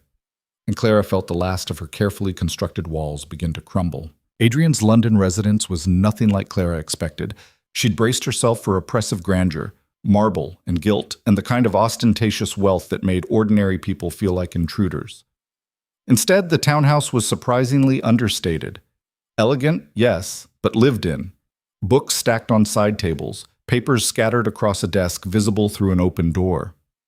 The kind of comfortable disorder that suggested someone actually inhabited the space rather than just displayed it. A housekeeper appeared immediately, an older woman with kind eyes and the efficient manner of someone who'd been managing the household for decades. "Mrs. Barrett, we'll take tea in the library," Adrian said. "And perhaps some of those biscuits Cook made yesterday? Miss Lily looks like she appreciates good biscuits." Lily beamed at him. Eleanor's calculating expression softened slightly. He was good with children, that scored points in maternal arithmetic. The library was smaller than the one at the estate, but somehow more intimate. 2 walls of books, comfortable chairs arranged for actual conversation rather than formal display. Windows overlooking a private garden that was currently being battered by wind. Clara chose a chair near the window, needing the illusion of escape. Eleanor sat beside her like a guardian. Lily immediately gravitated toward the bookshelves, running her fingers along spines with reverent curiosity. Adrian remained standing, his posture rigid. He looked uncomfortable in a way Clara hadn't seen before. Not the controlled discomfort of social performance, but genuine uncertainty. Like he'd issued the invitation impulsively and was now regretting it. "Your home is lovely," Eleanor said, breaking the awkward silence. "Not at all what I expected." "What did you expect?" Adrian asked. More formal, I suppose, more befitting your station. My station is an accident of birth. This is just where I live." He moved to pour whiskey from a decanter, then seemed to think better of it. "Tea will be here shortly." Clara watched him carefully. Something was wrong. He was too controlled, too careful, like he was bracing for something unpleasant. "Your Grace," Eleanor began, her voice taking on that particular tone Clara knew meant trouble. "I hope you don't mind me speaking plainly." "Mama," Clara warned. "No, let her speak," Adrian said. He finally sat, choosing the chair across from them rather than beside. Distance. Deliberate distance. "I prefer plainness to performance." Eleanor straightened her spine. "Very well. My daughter is 26 years old, unmarried. Her prospects are limited by society's standards. She's too intelligent, too independent, too focused on her work to appeal to conventional suitors." "Mama, stop." "She's also brilliant," Eleanor continued, ignoring Clara completely. "Genuinely, remarkably brilliant. She deserves a partner who recognizes that, who values her mind as much as, if not more than, her other qualities." Adrian's expression revealed nothing. "I agree." "Then you'll understand why I need to ask directly. What are your intentions toward my daughter?" The room went silent. Even Lily stopped her book browsing to stare. Clara felt her face burn. "This is inappropriate." "It's a fair question," Adrian said quietly. He looked at Clara, really looked at her, and something raw flickered across his face. "My intentions are complicated." "Complicated how?" Eleanor pressed. Adrian stood abruptly, moving to the window. He stood with his back to them, shoulders tense. When he spoke, his voice was carefully controlled. "I'm not good at this. At feelings, at relationships, at the kind of emotional vulnerability that normal people seem to navigate effortlessly." He turned back to face them. "I've spent my entire life being told what I should want, who I should marry, what my role demands. And I've successfully avoided all of it because none of it felt real. None of it felt like anything I could actually sustain." Clara's heart hammered against her ribs. She wanted to stop him, wanted to tell him he didn't owe them explanations, but she also desperately needed to hear whatever he was about to say. "Then I met Clara," Adrian continued, his eyes finding hers. "And for the first time in my life, I wanted something that wasn't about duty or expectation or societal obligation. I wanted to talk to someone who understood what I was actually saying. I wanted to be around someone who didn't require me to pretend." "That's not an answer about intentions," Eleanor said, though her voice had gentled slightly. "Because I don't know what my intentions are," Adrian admitted. "I know I think about her constantly. I know I manufacture excuses to see her. I know when she speaks at lectures, I feel proud in a way that makes no logical sense.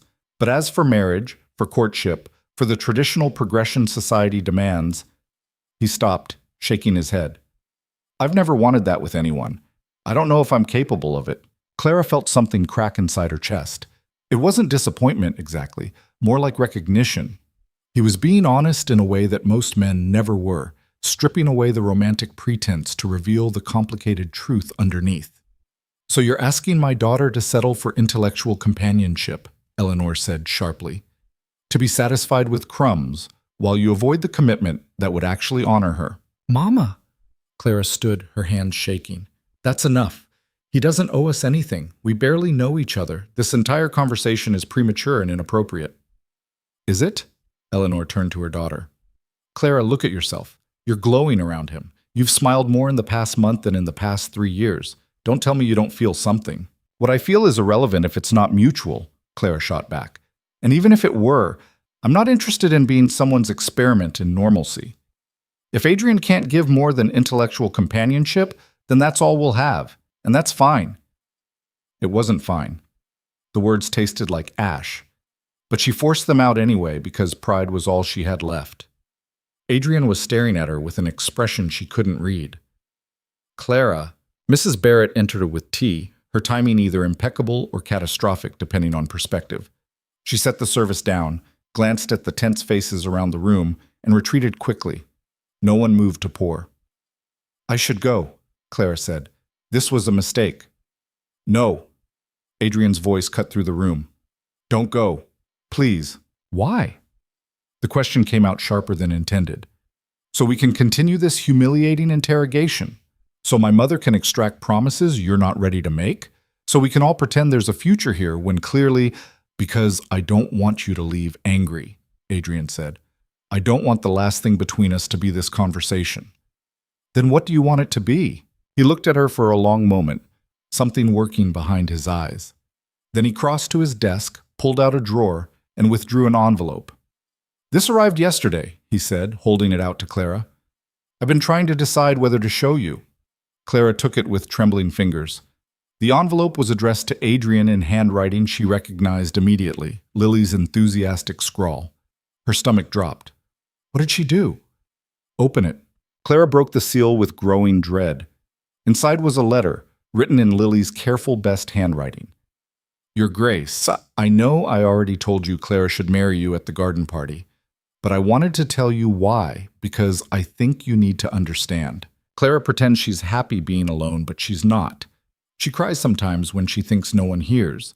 She works in the greenhouse until late, because coming inside means sitting with Mama and Papa and watching them be in love and knowing she'll never have that. She tells me being alone is a choice, but it's not really. It's fear. She's afraid no one will want the real her, the one who cares more about roots than ribbons, who asks questions instead of giggling, who thinks marriage should be partnership, not performance. I think you're afraid too. You stand alone at parties. You look sad even when you're talking about things you like. You're careful about everything, like you're expecting people to hurt you. But when you look at Clara, you look different.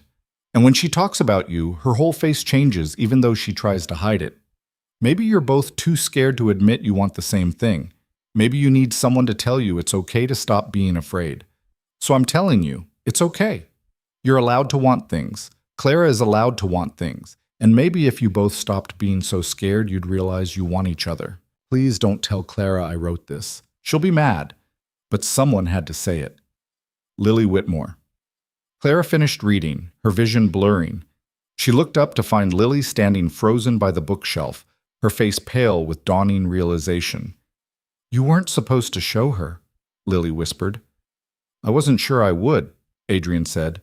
His voice was gentle. But your mother asked about intentions, and this letter, it says things I haven't been able to say myself. Clara reread it, her hands shaking. Every word felt like being flayed open, her carefully hidden loneliness exposed for everyone to see. Is it true? Eleanor asked quietly. Do you cry, Clara? No. The lie was automatic, then quieter. Sometimes. Not often. Why didn't you tell me? Because you do exactly what you're doing now. See it as a problem that needs fixing through marriage. But I'm not broken, Mama. I'm just... She stopped, unable to finish. Lonely, Adrian finished. His voice was rough. You're lonely. So am I. Clara met his eyes across the room, and something passed between them. Raw recognition, mutual understanding, the kind of truth that hurt to acknowledge. I received the letter yesterday, Adrian continued. I've read it probably 30 times, and each time I convince myself it's wishful thinking from a well-meaning child, that Clara couldn't possibly feel what Lily described, that I'm projecting my own desires onto ambiguous signals. They're not ambiguous, Clara heard herself say. I think about you constantly. I manufacture reasons to be where you might be. When you defend my research or challenge my thinking, I feel seen in a way I've never experienced. She took a shaking breath. And it terrifies me because I don't know what to do with it.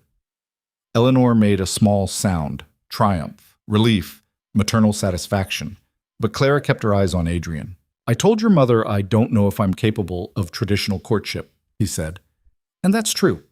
I don't know how to be romantic or emotionally demonstrative. I don't know if I can give you what a normal relationship requires. I don't want normal, Clara said. I want real.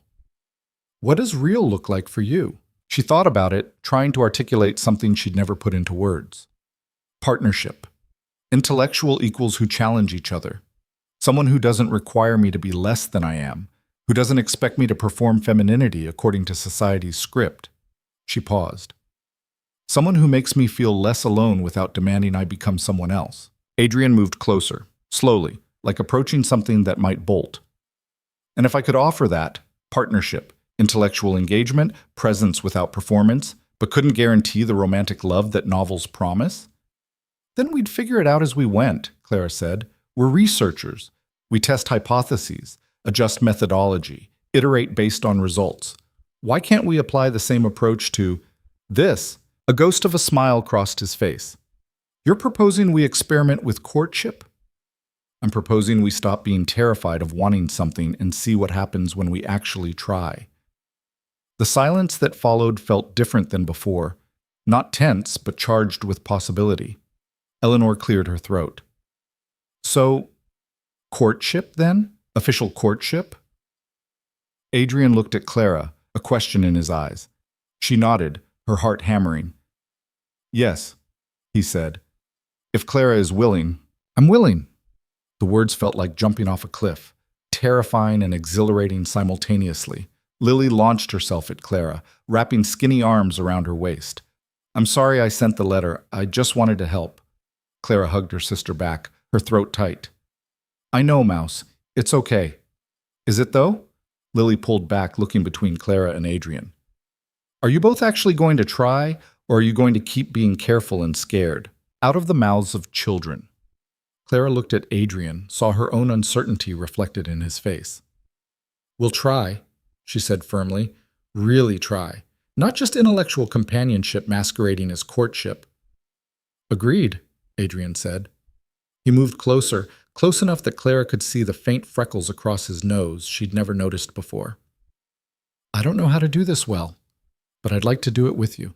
It wasn't poetry, wasn't a grand romantic declaration, but it was honest and real and exactly what Clara needed to hear. Eleanor stood, gathering her reticule. Well then, we should leave you two to discuss parameters. Clara, we'll expect you home by 6. Mama, it's barely 6 o'clock, Eleanor repeated firmly. She fixed Adrian with a meaningful look. And your grace, I'm trusting you to honor my daughter. Don't make me regret that trust. You have my word, Mrs. Whitmore. Eleanor shepherded Lily toward the door despite the girl's protests.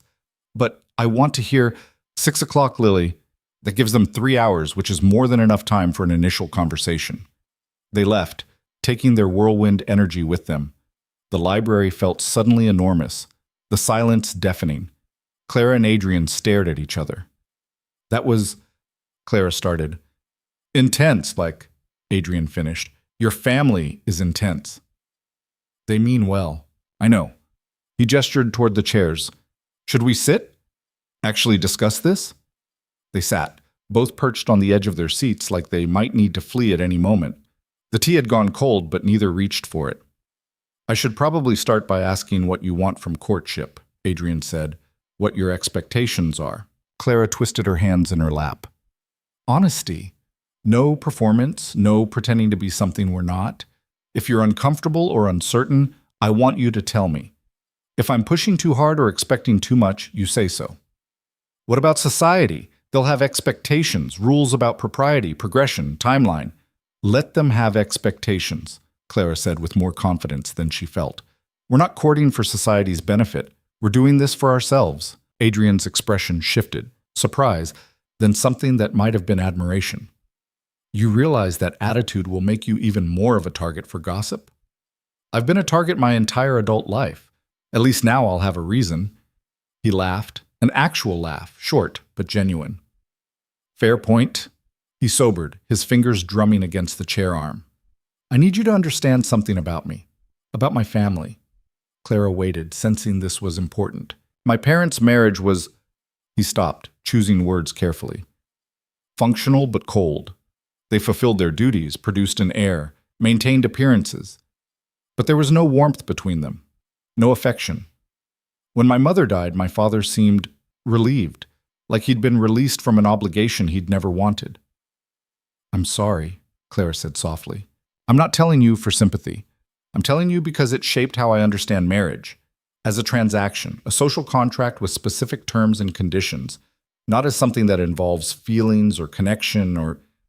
He gestured vaguely. Whatever it is people claim to feel when they're in love. So you don't believe in love?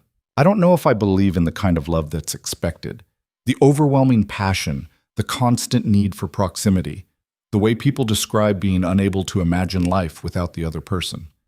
His gray eyes met hers. But I do believe in choosing someone, deciding they matter enough to build something with, even if it doesn't look like what everyone else has. Clara absorbed that, turning it over in her mind. I can work with that. Can you? He leaned forward. Because you deserve someone who can give you the whole romantic fantasy. Someone who'll write you poetry and bring you flowers and declare undying devotion. I hate poetry. Flowers die, and undying devotion sounds exhausting. She matched his lean, bringing them closer. What I want is someone who respects my work, challenges my thinking, and doesn't expect me to be anyone other than who I am. If that person also happens to make my pulse race and my thoughts scatter, well, that's just biology. A slow smile spread across Adrian's face, genuine, unguarded, transforming his entire appearance. Just biology? Mostly biology. Clara felt heat rise in her cheeks, though there might be some psychological component I haven't fully analyzed. We could study it empirically, gather data on physiological responses under various conditions. That's a terrible idea. Terrible or fascinating? Both, Clara admitted. Definitely both. They sat there grinning at each other like fools, and Clara felt something inside her chest unfurl, something that had been clenched tight for years, finally relaxing. So, Adrian said eventually, practical matters. How do we actually conduct this courtship? I assume there are protocols, so there are. But as you said, we're not courting for society's benefit. He stood, moving to his desk. I propose we establish our own protocols, guidelines that make sense for who we are rather than who we're supposed to be. Clara joined him at the desk. Like what? Adrian pulled out paper and a pen. First, frequency of contact. Traditional courtship requires supervised visits, restricted duration, limited topics of conversation, all designed to prevent any actual intimacy or understanding from developing. Sounds counterproductive. It is. So, what do we want instead? Clara thought about it. Regular meetings, substantial time together, not just 30-minute drawing room visits. An actual conversation, not weather commentary and social niceties. Agreed. Adrian wrote it down. What about chaperonage? Required in public settings to avoid scandal, but Clara hesitated, then pushed forward. Could we sometimes meet here in the library or conservatory, somewhere we could actually work together without audience? You'd be risking your reputation. My reputation is already questionable. Spinster botanist who prioritizes plants over propriety. Adding spent unchaperoned time with a duke might actually improve things. Adrian's laugh was darker this time.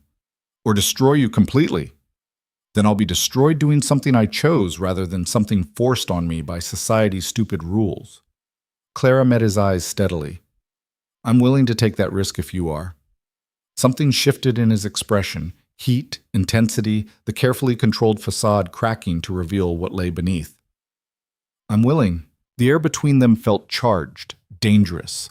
Claire was acutely aware of how close they were standing, how his height meant she had to tilt her head back to maintain eye contact, how improper this entire situation was. What else? She asked, her voice rougher than intended. Adrian looked back at the paper, but his focus seemed scattered.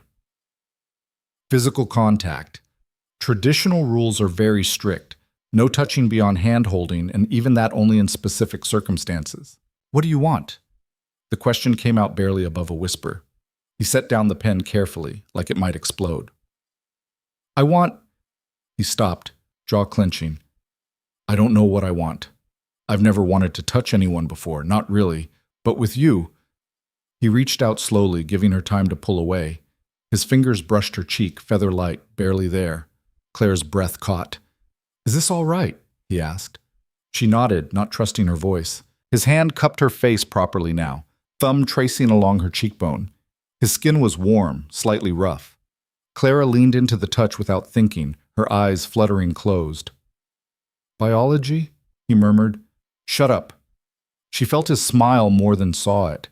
Then his hand dropped away, and the loss of contact felt almost physical. We should probably establish actual boundaries, he said, his voice unsteady. Before we what? Before I do something inadvisable. Clara opened her eyes to find him staring at her with an intensity that made her knees weak. What would you consider inadvisable? This. He closed the distance between them in one step, his hands framing her face, his forehead coming to rest against hers. This is inadvisable. We barely know each other. We've agreed to courtship less than an hour ago. I should be respecting your virtue and maintaining proper distance. And instead? Instead, I want to kiss you so badly I can barely think straight. Claire's heart felt like it might beat out of her chest. That's inadvisable, I know. I was going to say mutual. Adrian pulled back just enough to meet her eyes. Clara, if you're going to tell me all the reasons we shouldn't, save your breath. I know them all. I've recited them to myself 100 times. She reached up, her hands covering his where they still cupped her face. But I'm tired of logic overriding everything else. I'm tired of being careful. So what do you want? I want you to stop thinking for 30 seconds and just... He kissed her. It wasn't graceful or practiced. His nose bumped hers, their teeth clicked briefly, the angle was wrong. But then they adjusted, and his lips were softer than expected, and his hands slid into her hair, carefully, so carefully, and Clara forgot every reason this was a terrible idea. She'd been kissed before, once, years ago, by a boy at university who thought intellectual women were exotic novelties. That kiss had been wet and invasive and entirely unpleasant. This was nothing like that. This was... She couldn't think. Couldn't catalog or analyze or maintain any of her usual protective distance. There was just the taste of him, the solid warmth of his body, the way his hands trembled slightly against her scalp like he was afraid she'd disappear. When they finally broke apart, both breathing hard, Claire's first coherent thought was that they'd just violated about 17 rules of propriety, and she didn't care even slightly. That was, Adrian started. Inadvisable, Clara finished. Completely inadvisable. Are you sorry? She looked up at him, his hair disheveled where her fingers had threaded through it, his lips slightly swollen, his usually controlled expression utterly wrecked, and felt something fierce and possessive surge through her chest. Not even a little bit. He kissed her again, slower this time, more deliberate. Clara let herself sink into it, let herself want without analyzing, let herself feel without fear. A clock chimed somewhere in the house. Once, twice, 3 times. Clara pulled back. What time is it? Adrian glanced at the mantel clock, his expression dazed. 5:30. I need to go. Mama said 6 o'clock. Right. Yes. 6 o'clock. He didn't release her, his hand still cradling her face like she was something precious. Adrian? I know. He finally stepped back, running a hand through his hair. I know. We're moving too fast. Or exactly fast enough, Clara countered. We're adults. We've agreed to courtship. There's no rule that says we have to take years to figure out what we want. Society would disagree. Society can go hang. Clara straightened her dress, tried to repair her hair. Are you regretting this? No. The answer was immediate, emphatic. Are you? No. They stood there, disheveled and uncertain and unable to stop looking at each other. I should walk you out, Adrian said finally. Probably. Neither of them moved. Then Adrian laughed, genuine and free and nothing like his usual controlled demeanor. We're terrible at this. Spectacularly terrible, Clara agreed. She forced herself toward the door. Tomorrow? You want to see me tomorrow? Unless you have objections? None whatsoever. Where? Clara thought quickly. Kew Gardens? 2:00? We can walk, talk, maintain plausible deniability that it's anything other than two colleagues discussing research. Clara? She turned in the doorway. I'm glad Lily wrote that letter, he said quietly. Her throat tightened. So am I. The carriage ride home passed in a blur. Clara touched her lips repeatedly, still feeling the ghost of pressure there, unable to quite believe what had happened. She'd kissed Adrian Blackthorne. She'd kissed him, and he'd kissed her back. And it had been, You kissed him, Lily whispered from beside her, eyes wide. Clara jumped. I did not. Your hair's messed up, your lips are red, and you keep touching your mouth. Lily's grin was smug. You absolutely kissed him. If you tell Mama. I won't tell Mama. Lily's expression turned serious. But Clara? Be careful. I know I pushed you toward him, but... She stopped, struggling with words. He's a duke. You're you. If this goes badly, then it goes badly, Clara interrupted. And I'll survive. I've survived worse. Have you, though? The question hung between them as the carriage pulled up to their house. Clara had no answer because Lily was right. She'd spent years protecting herself from exactly this kind of vulnerability. And now she'd just thrown all those protections away for one impulsive, inadvisable, absolutely perfect kiss. Eleanor met them at the door, her face carefully neutral. Did you have a productive conversation? Very productive, Clara said. And what was decided? Clara met her mother's eyes steadily.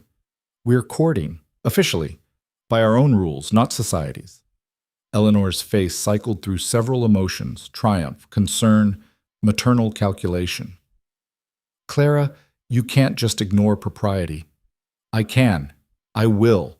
If this is going to work, it has to be real, not performance. Clara moved toward the stairs. I'm going to the greenhouse. Please don't follow me. She escaped before her mother could protest, practically running to her sanctuary. Once inside, surrounded by her plants and the familiar smell of earth and growth, she finally let herself process what had happened. She'd done it. After years of careful control, of protecting herself from risk, she'd thrown caution aside and chosen something terrifying and uncertain. She'd chosen Adrian. The question now was whether she'd just made the best decision of her life or destroyed everything in pursuit of something that could never work. Only time would tell. Clara pulled out the historical text Adrian had given her, running her fingers over the worn cover. Inside the front page, she noticed something she hadn't seen before. A pressed flower, carefully preserved between sheets of protective paper.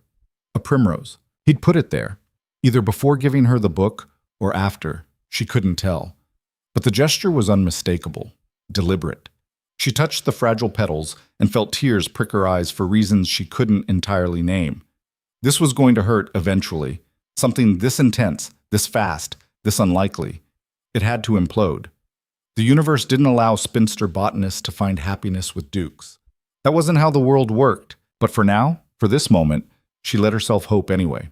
The next morning, a note arrived with breakfast. Clara recognized the handwriting immediately. Her hand shook as she opened it.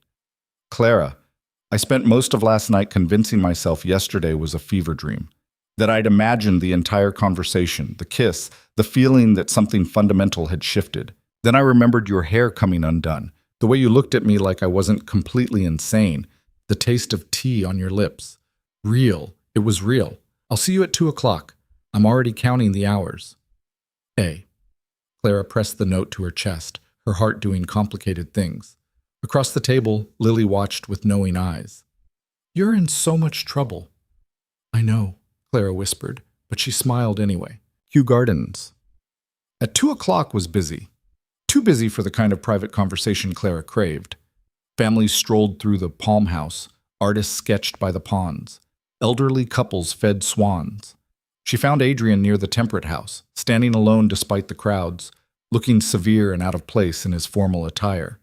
His face transformed when he saw her, the careful mask dropping to reveal something raw and unguarded. "You came," he said. "Did you think I wouldn't?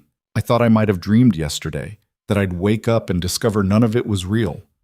Clara moved closer. Propriety be damned. It was real. They walked together through the gardens, maintaining the appearance of proper distance while their hands occasionally brushed, accidental contact that felt anything but accidental. "I have a confession," Adrian said as they paused near a bed of experimental rose cultivars. "I'm terrible at courtship, at romance, at all the things I'm supposed to be doing to properly woo you." "Then don't do them," Clara said. "Do what feels authentic instead." "What feels authentic is wanting to spend every moment with you, which society would consider inappropriate and obsessive. Society has terrible opinions about most things." "Clara."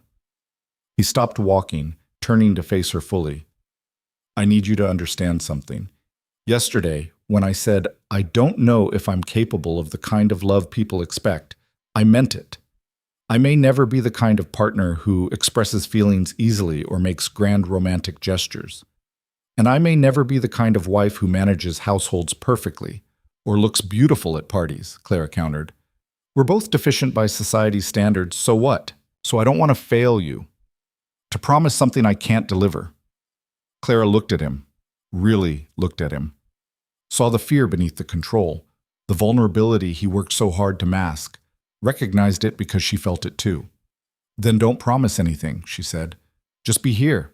Be honest. Try. That's all I'm asking." The relief that crossed his face was almost painful to witness. "I can do that." "Good." She reached for his hand. "Social rules be damned. Then stop overthinking and just—" "Clara Whitmore, is that you?" They jumped apart like guilty children.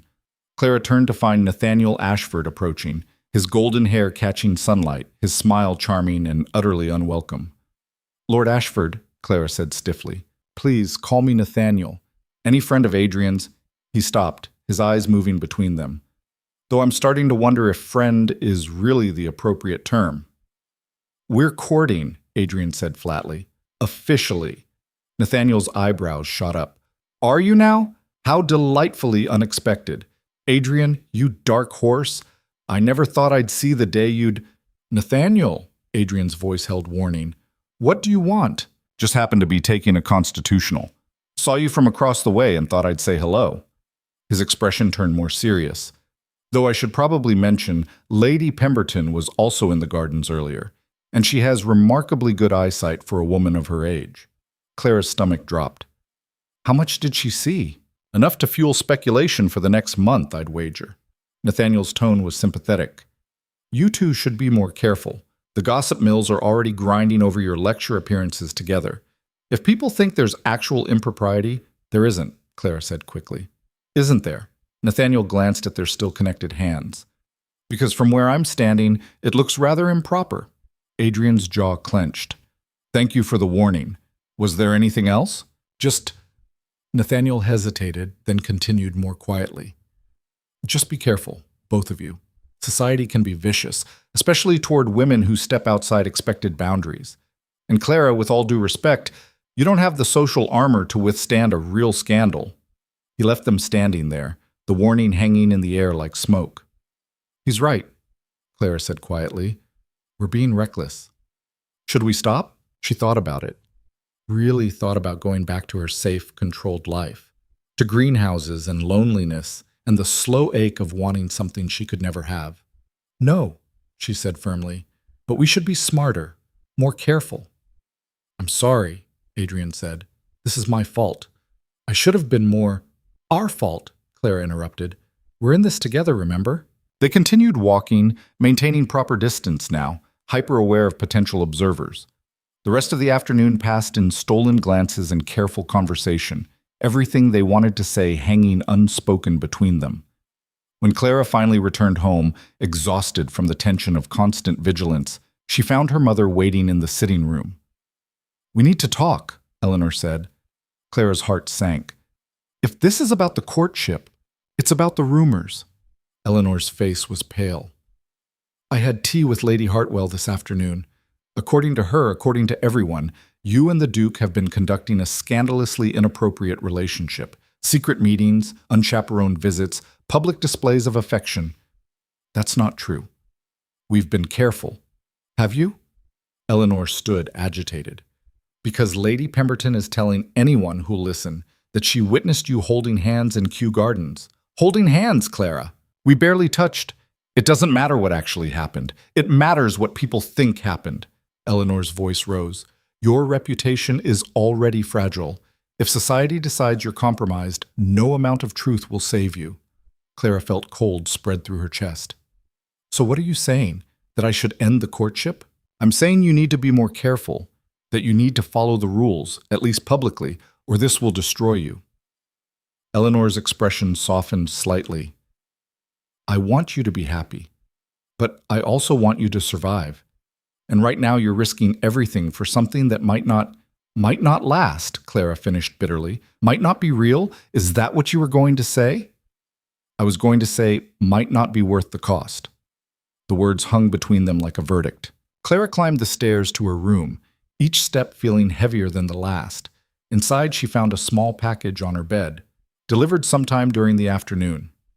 Inside was a book, another historical botanical text, this one on mycorrhizal associations and various soil types.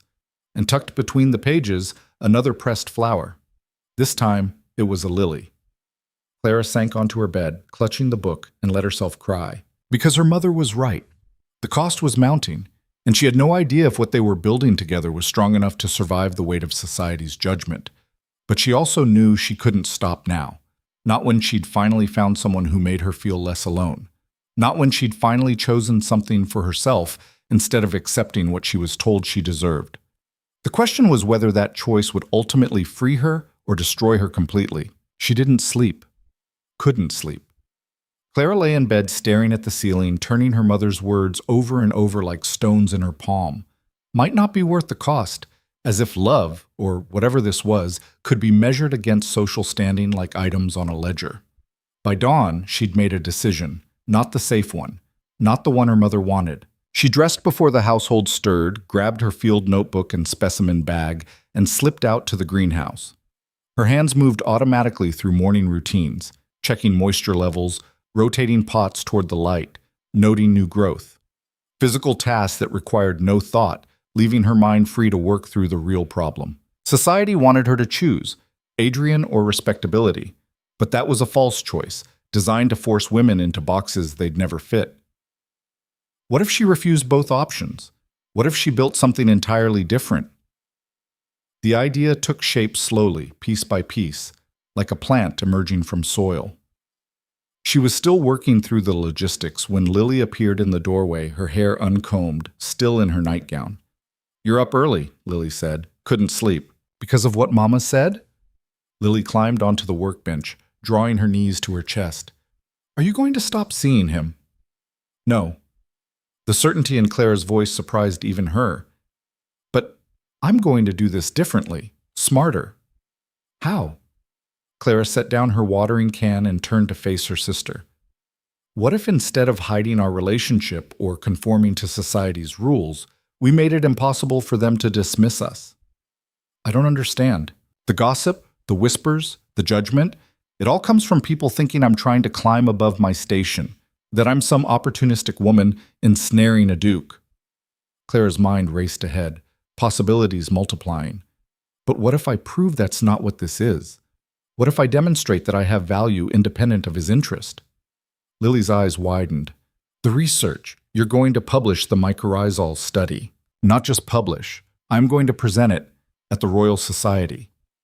Clara felt her pulse quicken with something between terror and excitement. Women can't be members, but they can be invited to present if their work is substantial enough.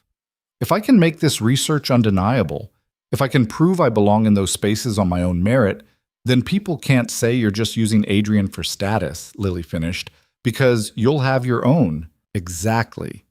Clara grabbed her notebook, already sketching out a timeline. But I need to move fast. The field work has to happen now before autumn. That means spending significant time at the estate, which will fuel more gossip. But if the final product is strong enough, if the work speaks for itself, it won't matter what they said before, Lily said, because the proof will be right there. Clara looked at her 8-year-old sister and felt a surge of fierce love. When did you get so smart? I've always been smart. You've just been too busy with plants to notice. Despite everything, Clara laughed. Then she sobered, reality crashing back. This is risky, Mouse. If the research doesn't pan out, or if I can't get the Royal Society to take me seriously, I'll have destroyed my reputation for nothing. But if you pull it off?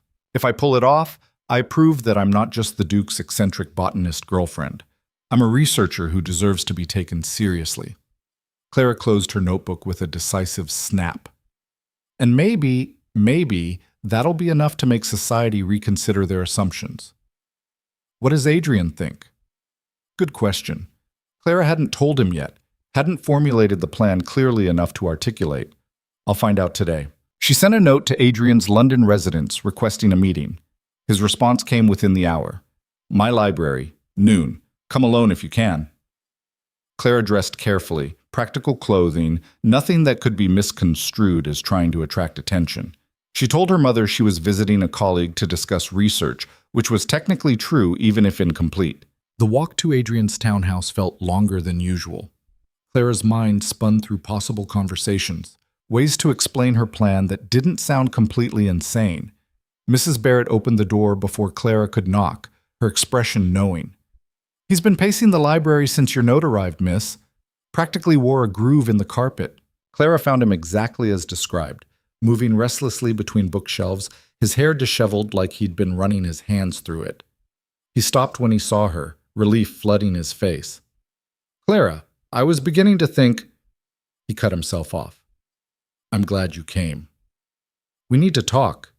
She closed the door behind her, propriety be damned. About what happens next. Adrian's expression shuddered slightly. If this is about yesterday, about Nathaniel's warning, it's about everything. Clara moved to the center of the room, needing to pace as she spoke. The gossip, the whispers, the way society is already trying to destroy this before it even begins. We can keep being careful, keep following the rules, and they'll still find ways to tear us apart. Or... Adrian's voice was careful, controlled. Or we change the game entirely. She laid out her plan in detail. The research proposal, the timeline, the end goal of Royal Society presentation. Adrian listened without interrupting, his face impossible to read. When she finished, silence stretched between them. You'd be risking everything, he said finally. Your reputation, your family's standing, any chance at a conventional life. I don't want a conventional life. I want one that means something. And if the research fails, if the Royal Society refuses to hear you, Clara lifted her chin, then I'll have failed trying to build something real rather than succeeding at pretending to be someone I'm not. Adrian moved closer, his eyes searching her face. This is because of what your mother said, because of the gossip. This is because I'm tired of living according to other people's limitations. Clara held his gaze steadily. I'm 26 years old. I've spent my entire adult life making myself smaller, safer, less threatening to society's expectations. And I'm done. With or without you, I'm done. With or without me. His voice dropped, something raw entering it. I want you, Clara said, the words costing her but needing to be said. I want this, whatever this is between us. But I won't sacrifice myself to have it. I won't become some diminished version of myself just to make our relationship acceptable to people whose opinions shouldn't matter. Adrian was quiet for a long moment, emotions playing across his face too quickly to catalog. Then something shifted, decision crystallizing into action. The estate is yours, he said. Full access to any area you need, staff support for excavation, whatever resources are required. Thomas can coordinate the fieldwork teams. I'll write to the Royal Society on your behalf. No. Clara cut him off. No aristocratic influence. No using your name to open doors for me. If this works, it has to be because the research stands on its own merit. That's... Adrian stopped, frustration flickering across his face. Clara, that's unnecessarily difficult. I have connections, influence that could...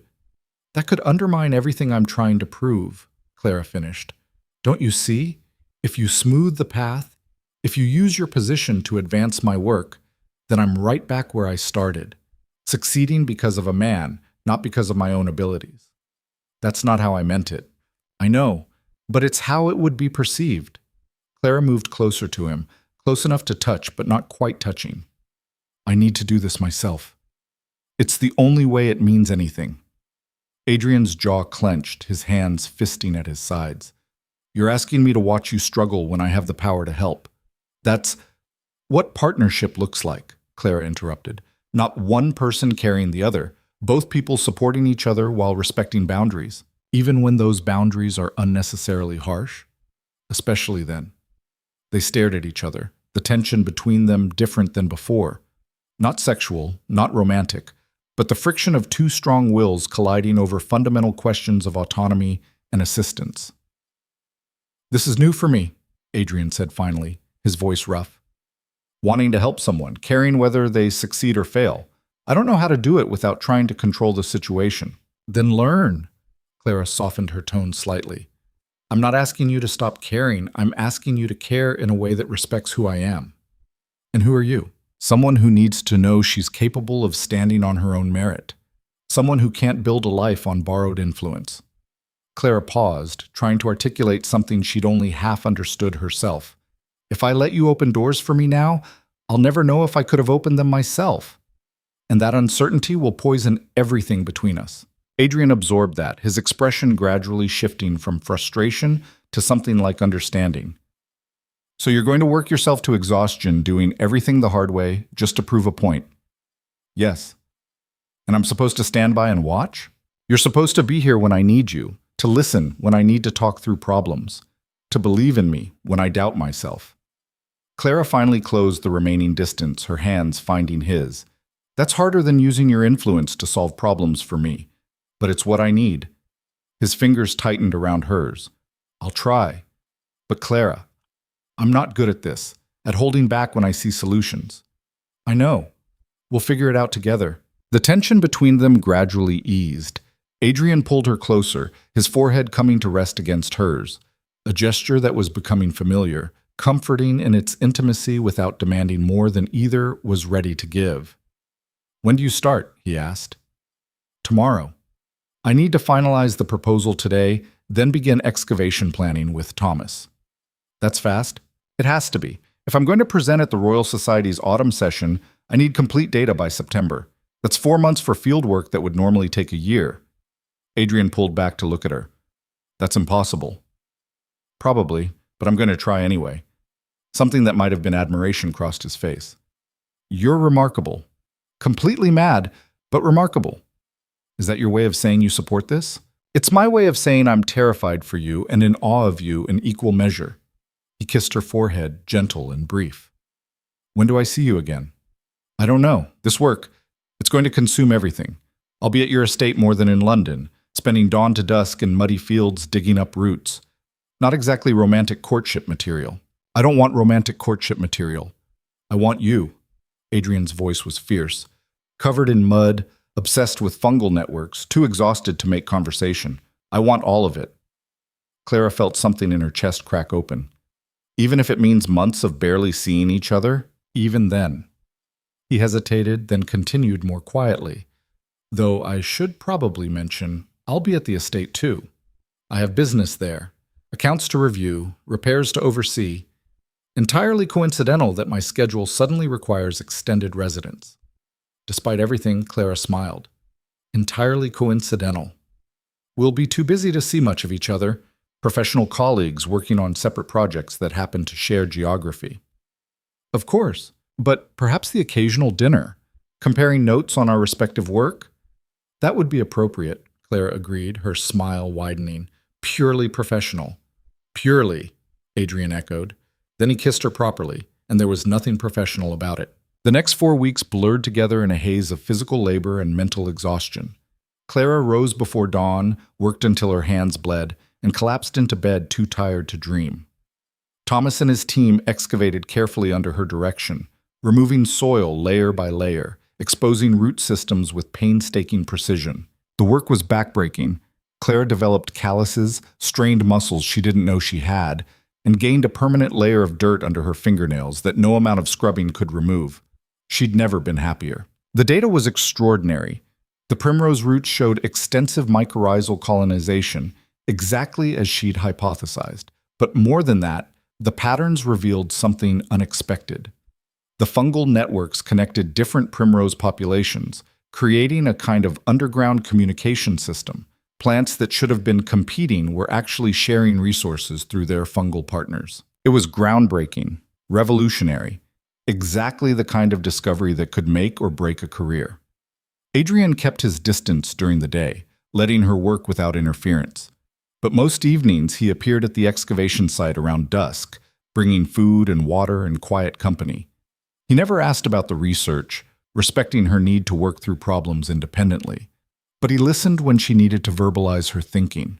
The colonization density is higher than any previous study I've read, Clara said one evening, too excited to eat despite her exhaustion. They were sitting at the edge of the excavation pit, watching the sun set over the downland. And the network structure.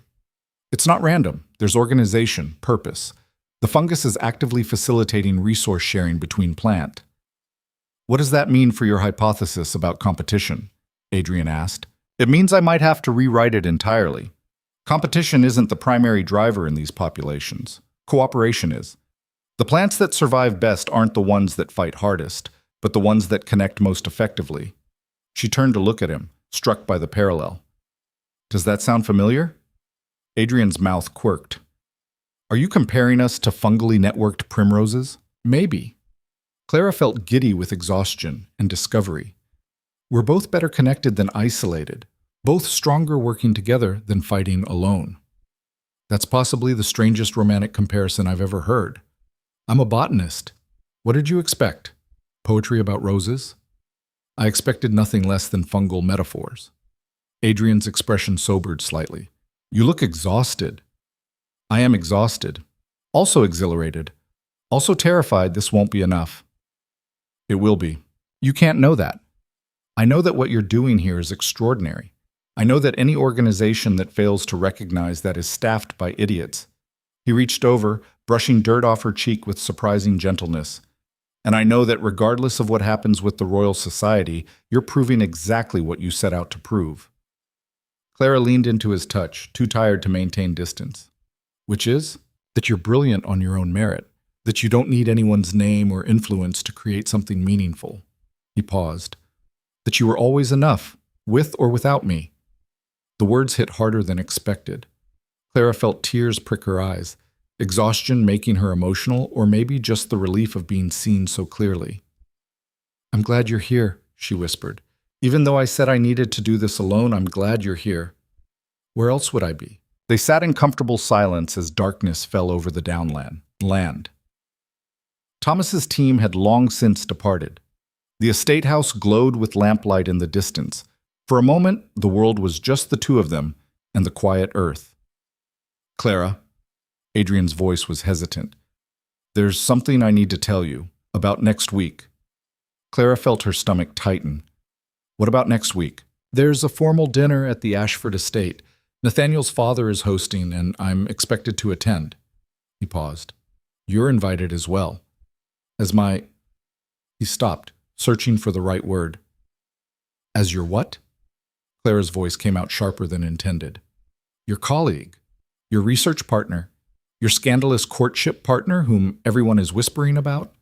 As the woman I'm courting, Adrian said firmly, openly, officially. Clara's pulse raced. Adrian, that's essentially a public declaration. At a formal society dinner, the gossip will be unavoidable either way, he interrupted. We can hide and let people speculate, or we can be honest and face the consequences directly. I'm tired of hiding. Easy for you to say. You're a duke. I'm the woman who's revolutionizing botanical understanding of plant cooperation through meticulous field research, Adrian cut in. The woman who's too brilliant and too stubborn to let society's stupid rules define her worth. That's who you are, Clara. That's who I want standing beside me at that dinner. Clara wanted to argue, to point out all the ways this could go catastrophically wrong. But she was also tired, so tired, of being careful. All right, she heard herself say. I'll go. Adrian's relief was visible. I'll send a carriage. I'll arrange my own transportation. And I'll wear what I choose, not what's expected. If we're doing this, we're doing it honestly. I wouldn't want it any other way. The following week, Clara stood in front of her wardrobe trying to decide what honest looked like in formal dress. Every gown felt like a costume, a lie about who she really was. Wear the green one, Lily said from her doorway. The dark green. It's practical but pretty. It's you. Clara pulled out the dress. Simple lines, no excessive ornamentation, the color of forest shadows. This is barely acceptable for a formal dinner. So? You're barely acceptable by society's standards anyway. Might as well be comfortable while they judge you. Despite her nerves, Clara laughed. Excellent logic, Mouse. She dressed with Eleanor's help, her mother's hands gentle as she arranged Clara's hair.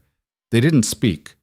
There was too much that needed saying and no good words to say it, but the silence felt companionable rather than tense. You look beautiful, Eleanor said finally. But more importantly, you look like yourself. Clara met her mother's eyes in the mirror. Are you still convinced this is a mistake? Eleanor was quiet for a long moment. I'm convinced it's dangerous. But I'm also starting to think it might be exactly what you need, what you've always needed, someone who lets you be entirely yourself without apology. Even if it destroys my reputation? Even then, Eleanor squeezed Clara's shoulders. Though I reserve the right to say I told you so if this ends badly. I wouldn't expect anything less. The Ashford estate was ablaze with light when Clara arrived, her stomach churning with nerves. Carriages lined the drive. Seemingly half of London society had turned out for this dinner, because word had spread, obviously. The eccentric botanist and the reclusive duke appearing together publicly. It was too delicious for people to resist. Clara almost turned around. Almost told her driver to take her home, to forget this entire insane idea. Then she saw Adrian standing at the entrance, scanning arriving guests with barely concealed tension. When his eyes found her carriage, his entire body relaxed. He was waiting for her. Had probably been waiting since the first guests arrived, watching for her specifically. Clara stepped down from the carriage, her legs unsteady. Adrian moved to meet her, offering his arm with a formality that somehow felt more intimate than casual touch. You came, he said quietly. Did you think I wouldn't? I thought you might be smarter than me and avoid this spectacle entirely. Apparently I'm exactly as foolish as you are. His mouth quirked in that almost smile she was learning to read. Shall we face the wolves together?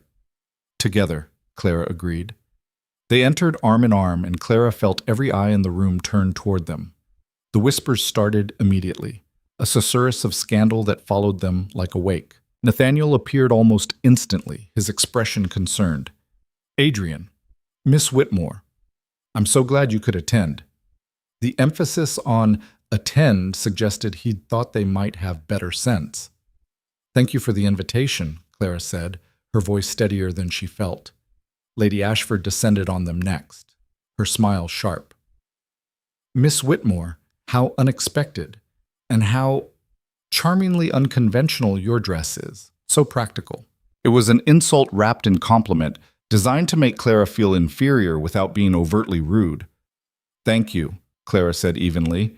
I find excessive ornamentation impractical for someone who spends most of her time doing actual work.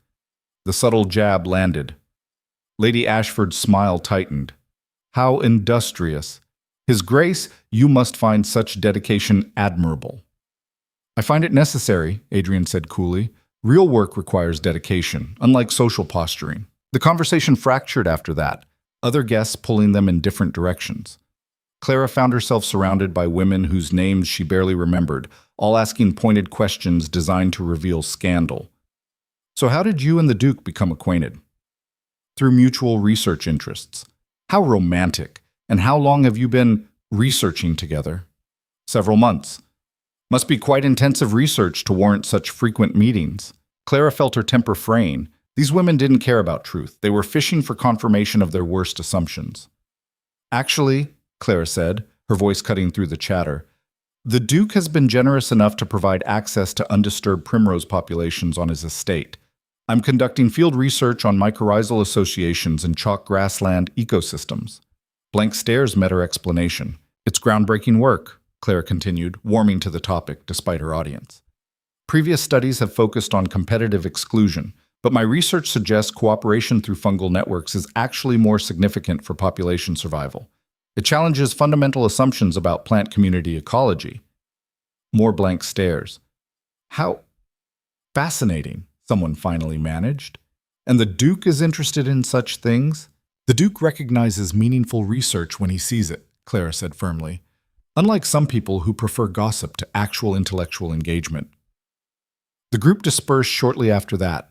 Clara wasn't sure if she'd won that exchange or simply confirmed their worst opinions of her. Either way, she felt exhausted. Dinner was a marathon of discomfort. Clara was seated far from Adrian, deliberately, she suspected, surrounded by people who viewed her as either amusing curiosity or dangerous threat. The food was excellent, but might as well have been sawdust for all she tasted it. She was counting minutes until escape when Lady Pemberton's voice carried from further down the table, spending quite inappropriate amounts of time at his estate.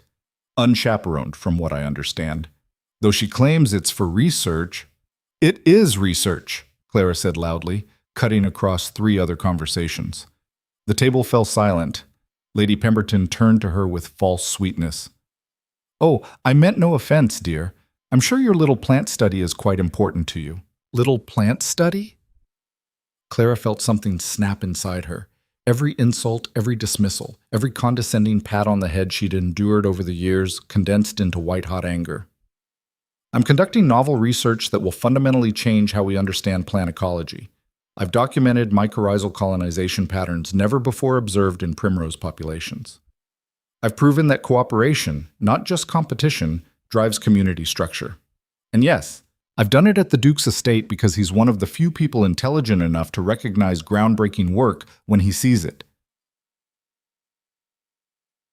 "Clara," someone tried to interrupt. "No." Clara stood, her chair scraping loud in the silence. "I'm tired of being patronized by people who wouldn't recognize meaningful research if it flowered in their dinner plates. I'm tired of having my work dismissed as a hobby or little study by people who've never contributed anything more significant than gossip to society." Every eye was on her now. Clara could feel Adrian's gaze like a physical thing, but she couldn't look at him. Couldn't stop now that she'd started. "You all want to know if there's scandal between the Duke and myself? Here's the truth. Yes, we're courting. Yes, I spend time at his estate. Yes, we have intellectual conversations that you'd find boring and incomprehensible. And no, I don't care what any of you think about it." Clara's voice shook but held steady. Because at the end of the day, Olive contributed something real to human knowledge. What will you have? More gossip, more speculation, more ways to make women feel small for daring to be more than decorative? The silence that followed was absolute. Then Adrian stood, his movement deliberate, drawing every eye. "Clara's research will be presented at the Royal Society this autumn," he said, his voice cutting through the room. "Her findings represent the most significant advancement in mycorrhizal ecology in decades. Anyone dismissing her work as trivial is simply advertising their own ignorance." Someone gasped. Clara's heart hammered against her ribs. "Furthermore," Adrian continued, his expression harder than she'd ever seen it, "Miss Whitmore has more integrity and intelligence than this entire room combined. If society chooses to ostracize her for refusing to pretend to be less than she is, that says everything about society and nothing about her." He moved around the table to stand beside Clara, offering his arm. "Shall we?" Clara took it, her legs trembling. They walked out together, the silence behind them gradually exploding into frenzied whispers. Outside, in the cool night air, Clara finally let herself breathe. "That was," she started. "Spectacular," Adrian finished. "Absolutely spectacular.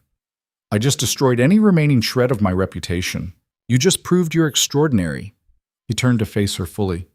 "Clara, that was the bravest thing I've ever witnessed. Standing up in front of people who've spent years trying to diminish you and refusing to be diminished anymore. They'll never accept me now. Who cares?" Adrian's vehemence surprised her. "Let them reject you. Let them whisper and speculate and judge. You just declared yourself free of their opinions. That's not destruction. That's liberation." Clara looked at him, really looked at him, and saw something in his face that made her breath catch. Not just admiration or attraction, but something deeper. Recognition of a kindred spirit, someone else who'd spent years performing for an audience that would never truly accept them. I need to finish the research, she said. Need to make sure the Royal Society presentation is undeniable. You will. How can you be so certain? Because you're you, Adrian said simply. And being you has always been enough. Clara kissed him there in the Ashford garden, not caring who might see. His arms came around her immediately, solid and steady and real. When they finally pulled apart, Clara felt different, lighter somehow, despite the weight of what she'd just done. What happens now? She asked. Now, you go back to your research. You finish what you started. You prove to everyone what I already know, that you're remarkable. Adrian traced her cheekbone with gentle fingers. And I'll be right there beside you, believing in you even when you doubt yourself. That's all I need, Clara whispered. Good, because that's all I know how to give. They stood there as the darkness, two people who'd never quite fit anywhere finding their fit with each other. The scandal would be enormous, the social consequences severe, the path forward uncertain and probably painful. But for the first time in her life, Clara felt entirely, authentically herself. And that was worth any cost. The next morning, a letter arrived at the Whitmore house. Clara opened it with shaking hands, recognizing the Royal Society seal. Inside, a single sentence changed everything. The committee requests your presence at the autumn session to present your findings on mycorrhizal associations in primrose populations. We look forward to your contribution to botanical science. Clara read it 3 times, unable to believe it was real. Then she ran to the greenhouse where her father was reading the morning paper. Papa, look! Robert took the letter, read it carefully, then pulled his daughter into a fierce embrace. I'm so proud of you. Eleanor appeared in the doorway, drawn by the commotion. When she saw Clara's face, her expression crumbled into something between joy and tears. You did it, Eleanor whispered. You actually did it. Not yet, Clara said. I still have to present, still have to prove the work holds up to scrutiny. You will, Robert said firmly, because you're brilliant and stubborn and too determined to fail. Clara felt tears stream down her face, relief and terror and triumph all mixed together. She'd taken the hardest path possible, refused every shortcut, insisted on proving herself on her own merit. And it was working. She'd won the first battle, not the war. That was still to come. But this first crucial victory changed everything. Clara was no longer just the eccentric botanist. She was a researcher with work substantial enough to warrant Royal Society attention. A woman whose contributions would be documented in official scientific records, whose name would appear in journals alongside established scholars. She was exactly what she'd always wanted to be, enough on her own merit. And she'd done it without compromising who she was. The months between the Royal Society invitation and the actual presentation passed in a blur of controlled chaos. Clara worked 16-hour days, double-checking every measurement, verifying every conclusion, preparing for questions that would inevitably come. The data was solid. She knew it was solid, but knowing wasn't enough. She needed it to be unassailable. Adrian appeared at the estate most weekends, ostensibly to review accounts, but actually to make sure she ate and occasionally slept. He never pushed, never demanded her attention, just existed in her orbit like a gravitational constant. Sometimes they talked about the research. More often, they sat in comfortable silence while she worked, and he read. The quiet companionship more valuable than conversation. You're going to exhaust yourself, he said one evening in late August, finding her still in the library at midnight, surrounded by papers and sketches. I'm almost done, Clara rubbed her eyes, which felt full of sand. Just need to finalize the visual aids for the presentation. Adrian moved behind her chair, his hands settling on her shoulders. Clara, when was the last time you slept more than 4 hours? Sleep is for people who don't have to prove themselves to rooms full of men who think women's brains are physiologically incapable of scientific reasoning. Sleep is for people who want to remain conscious during their presentations. His thumbs pressed into the knots of tension along her shoulders. You've done the work. The research is extraordinary, but you'll undermine everything if you collapse from exhaustion before you can present it. Clara knew he was right, but couldn't make herself stop. Stopping meant thinking, and thinking meant acknowledging how terrified she actually was. What if I'm wrong? What if there's a flaw I didn't see, an alternative explanation I didn't consider? Then you'll address it. You're brilliant at thinking on your feet.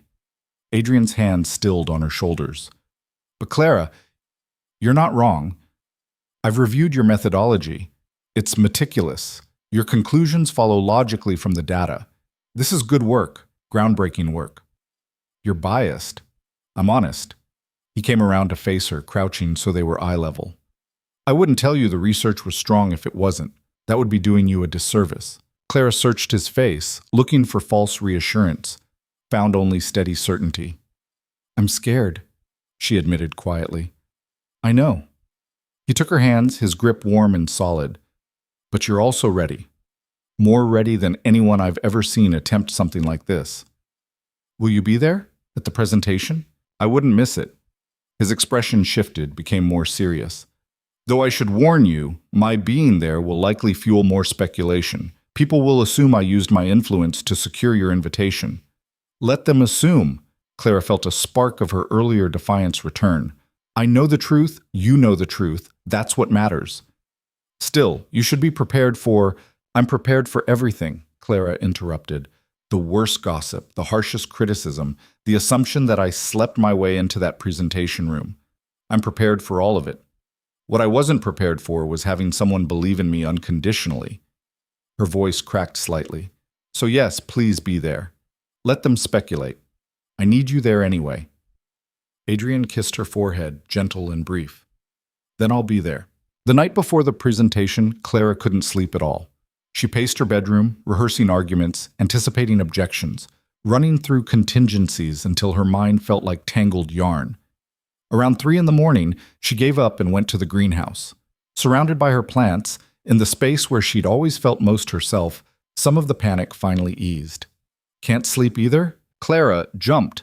Her father stood in the doorway, still in his nightshirt, his medical bag in hand. Just got back from a call, Robert explained. Mrs. Henderson's baby decided 3 a.m. was an excellent time to arrive. He set down his bag and joined her among the seedlings. Want to talk about it? About what? Whatever's got you pacing in the greenhouse at 3 a.m. Clara touched a primrose leaf, the same species she'd spent months studying. What if I fail tomorrow? What if the presentation is a disaster and I prove everyone right, that I was presumptuous to think I belonged in that room? Then you'll have failed trying something brave instead of succeeding at something safe, Robert said. But Clara, you won't fail. I've read your research. It's extraordinary. You're my father. You have to say that. I'm also a scientist. And as a scientist, I'm telling you this work will change how botanists understand plant communities. He paused. As your father, I'm telling you I'm proud of you regardless of what happens tomorrow. You've already accomplished something remarkable. You've proven you can stand on your own merit. The presentation is just documentation of what I've always known. Clara felt tears prick her eyes. I'm terrified. Good. Terror means it matters. Robert squeezed her shoulder. Now go try to sleep. You need to be sharp tomorrow. The Royal Society building loomed like a cathedral to reason, all classical architecture and institutional gravitas. Clara stood outside at precisely 1:45 p.m., her presentation materials clutched in trembling hands, trying to force air into lungs that seemed to have forgotten how breathing worked. Miss Whitmore? She turned. Dr. Harrison, the orchid lecturer from months ago, stood behind her, his expression kind. I wanted to catch you before you went in, he said. I've reviewed your research proposal. It's genuinely impressive work. Clara blinked. Thank you. That means a great deal coming from you. I also wanted to warn you. His voice dropped. There are members in there who will challenge you aggressively. Not because the work is flawed, but because they object to your presence on principle. Don't let them rattle you. Answer their questions factually, stand your ground, and remember, you've earned your place in that room. Even though I'm a woman? Especially because you're a woman who did work most men couldn't accomplish. He smiled. Give them hell, Miss Whitmore. The presentation room was smaller than Clara expected, but somehow more intimidating. Rows of seats filled with men, distinguished scholars, established researchers, fellows of the Royal Society. And in the back corner, trying to be inconspicuous and failing entirely, Adrian sat rigid with tension. Their eyes met. He nodded once, steady, certain, believing in her even when she couldn't believe in herself. Clara set up her visual aids with hands that only shook slightly. Then she turned to face the room. "Gentlemen," she began, her voice steadier than expected, "my research examines mycorrhizal associations in primrose populations on chalk downland. Previous studies have focused primarily on competitive exclusion as the driver of community structure. My findings suggest this framework is incomplete." She launched into the presentation, years of preparation crystallizing into clear, logical argument. The data was compelling, the methodology sound. The conclusions followed inevitably from the evidence. For 20 minutes, she held the room's complete attention.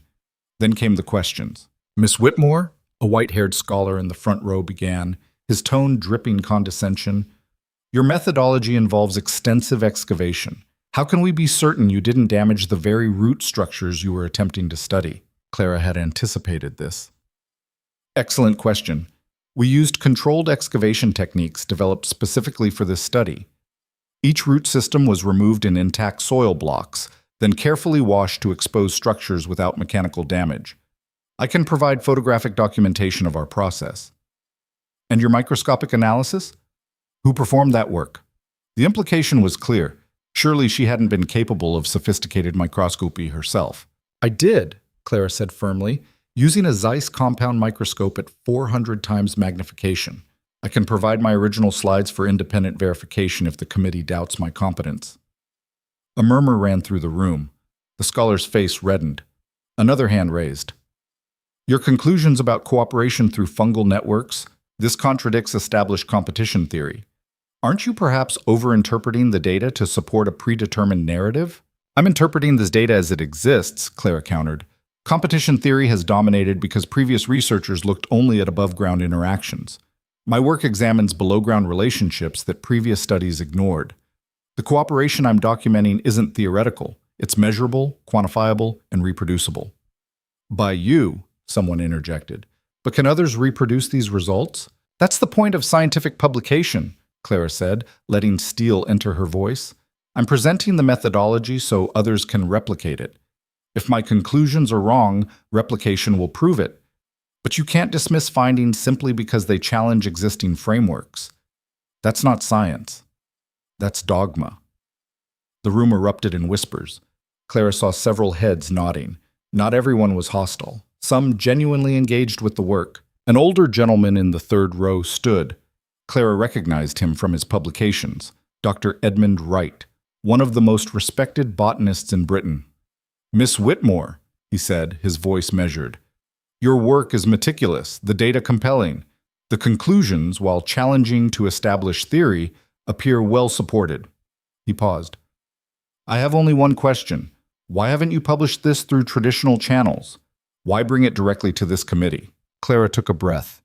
This was the moment. The truth or a polite evasion? She chose truth. "Because traditional channels are closed to women, Dr. Wright. Journal editors reject submissions from female researchers without serious review. Universities deny us laboratory access. Scholarly societies refuse our membership." She met his eyes steadily. "I'm here because I have no other venue, not because I wanted special treatment, but because the normal paths aren't available to me." The silence that followed was absolute.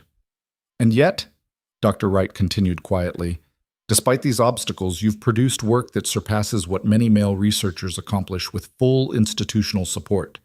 That speaks to either exceptional ability or exceptional determination." "Both," Clara said. "It's required both." Dr. Wright smiled, a genuine smile, warm and approving. "Then I propose we accept Miss Whitmore's research for publication in our proceedings. And furthermore, I propose we consider how many other brilliant researchers we're excluding through our current institutional barriers." "That's preposterous, someone started. "Is it?" Dr. Wright turned to face the room. "We claim to value merit, yet we systematically exclude half the population from contributing to scientific advancement. How many discoveries have we missed because talented women were told their proper place was the drawing room rather than the laboratory?" The debate that followed was heated. Clara stood at the front of the room, watching men argue about her competence, her research, her very right to be present. It should have been humiliating. Instead, it felt almost surreal, like watching a play where she was both subject and audience. Through it all, she kept her spine straight and her expression neutral. She'd said her piece. The work spoke for itself. Whatever happened now was beyond her control. Finally, the committee chair called for a vote. All in favor of accepting Miss Whitmore's research for publication? Hands rose. Clara counted quickly. Not all, but more than half. Significantly more than half. Motion carries. Miss Whitmore, your research will be published in our autumn proceedings. The chair's expression was unreadable. Congratulations. Clara felt her knees go weak. Thank you. Thank you. We'll be in touch regarding editorial review. The chair paused. And Miss Whitmore? Excellent work. Truly excellent. The room began to disperse. Several members approached to ask detailed questions about methodology. Dr. Wright shook her hand firmly, promising to write a supporting editorial. Dr. Harrison gave her a knowing smile. Through it all, Clara felt like she was floating. She'd done it. Actually done it. Proven her work was worthy of publication in the most prestigious botanical journal in Britain. Adrian waited until the room had mostly cleared before approaching. His face showed carefully controlled emotion, but his eyes were bright with something fierce.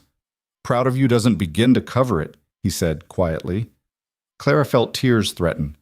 I was terrified I'd fail. You were magnificent, confident, knowledgeable, unshakable under pressure.